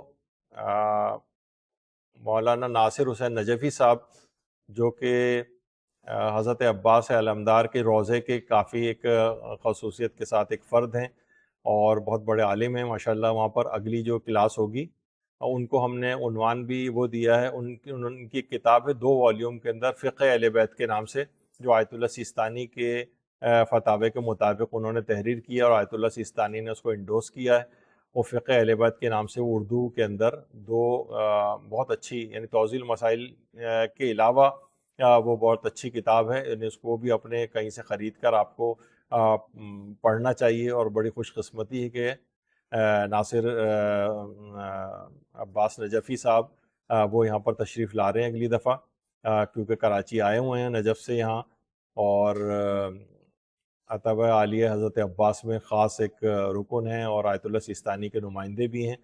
اور قصر نمازوں کے حوالے سے ان کی کافی اچھے دروس ہیں، کیونکہ آیت اللہ سیستانی کا قصر نمازوں کے حوالے سے کافی ذرا دقیق مسائل ہیں، تو ہم نے وہ ٹاپک ان کو دیا ہے تاکہ رمضان کے اندر بھی یہ والے مسائل کافی ہوتے ہیں اور وہ کافی اچھا اس کا حل آپ کو جو ہے وہ بتائیں گے۔ تو ان کے لیول کے لحاظ سے بھی ہے کہ ظاہر ہے کہ اتنا بڑا عالم یہاں پر آ رہا ہے تو ذرا کوئی مشکل سا ایک مسئلہ ایسے ہم ان کو دیں کہ جو دوسرے لوگوں کے لیے سمجھانے نسبتاً مشکل ہوتے ہیں، وہ ان کو دیا ہے۔ اور انہوں نے فقہ اہل بیت کے نام، فقہی مسائل میں بڑی مہارت ہے ان کی، تو ماشاءاللہ اگلی دفعہ جو ہے آپ ضرور تشریف لائیے گا ان کے درس سننے کے لیے۔ ایک سوال پوچھا، اگر کسی کے گھر کا سربراہ خمس ادا نہ کرتا ہو تو کیا اس کا مال اس کے باقی فیملی ممبرز کے لیے حرام ہے؟ تو اس کا جواب ہے کہ آیت اللہ سیستانی فرماتے ہیں کہ نہیں، اس نے جو خمس ادا نہیں کیا ہے اس کا وبال اس کے ذمے ہے، لیکن مثلا باپ خمس نہیں نکالتا ہے اور وہ انہی پیسوں سے آپ کی پرورش کر رہا ہے، ہم اس کے زیر کفالت ہیں، تو وہ گناہ اس کے سر پہ رہے گا، ہمارے لیے اس مال کو استعمال کرنا جائز ہوگا۔ نمازوں کو اپنے سروں پہ جو لوگ بوجھ سمجھتے تھے، جو حدیث ہے، تو کیا وہ ادا نہیں کرتے تھے؟ ادا کرتے تھے مگر مجبوری میں۔ نہیں، اس کے معنی ہے کہ وہ ادا ہی نہیں کرتے تھے، وہ سوچتے تھے کتنا بڑا بوجھ اللہ نے لاد دیا ہے۔ جیسے جب پیغمبر اکرم نے نیا جس وقت اعلان رسالت کیا تھا اور اسلامی احکام پہنچائے تھے، تو لوگوں نے آ کر کہا تھا کہ ہمیں 2 چیزیں معاف کر دیجیے، ایک تو یہ نماز ہم سے نہیں پڑھی جاتی ہے، اور دوسرا ہے کہ ہم زکوٰۃ ادا نہیں کریں گے، نہ نماز نہ زکوٰۃ، یعنی وہ پیسے دینے میں بھی ظاہر ہے لوگوں کی جان جاتی ہے۔ تو بہرحال یعنی اس کو کہا جاتا ہے بوجھ سمجھنا، یعنی اتنی آسان ترین ہے۔ اگر 17 رکعت ہے تو آپ سوچیں کہ شاید یہ 17 رکعت بالکل واجبات نکال کے پڑھی جائے تو پورے 24 گھنٹے میں 10 منٹ بھی نہیں بنتے۔ تو اتنا بھی اگر انسان یعنی ناشکر گزار اللہ کا بن جائے تو اسے کہا جائے گا کہ یہ وہ افراد ہیں کہ جو نمازوں کو اپنے اور بوجھ سمجھتے ہیں اور اس کو ادا نہیں کرتے، جو ادا کر لیتے ہیں لیکن بوجھ محسوس کر رہے ہوتے ہیں کہ بھائی یہ جو ہے نا بس دل نہیں چاہ رہا ہمارا فجر میں اٹھنے کو، لیکن پھر بھی ایک بوجھ محسوس ہو رہا ہے، لیکن ادا پھر بھی کر لیتے ہیں، تو یہ ان لوگوں کے متعلق نہیں ہے، ان کو نہیں کچلا جائے گا، ان کو عذاب نہیں دیا جائے گا۔ یہ وہ ہیں کہ جو بوجھ سمجھتے ہیں وہ نمازوں کو چھوڑتے ہیں۔ تو گفتگو یہاں پر روکتے ہیں. وصلی اللہ علی محمد و آلہ الطیبین الطاہرین. درود بھیجو.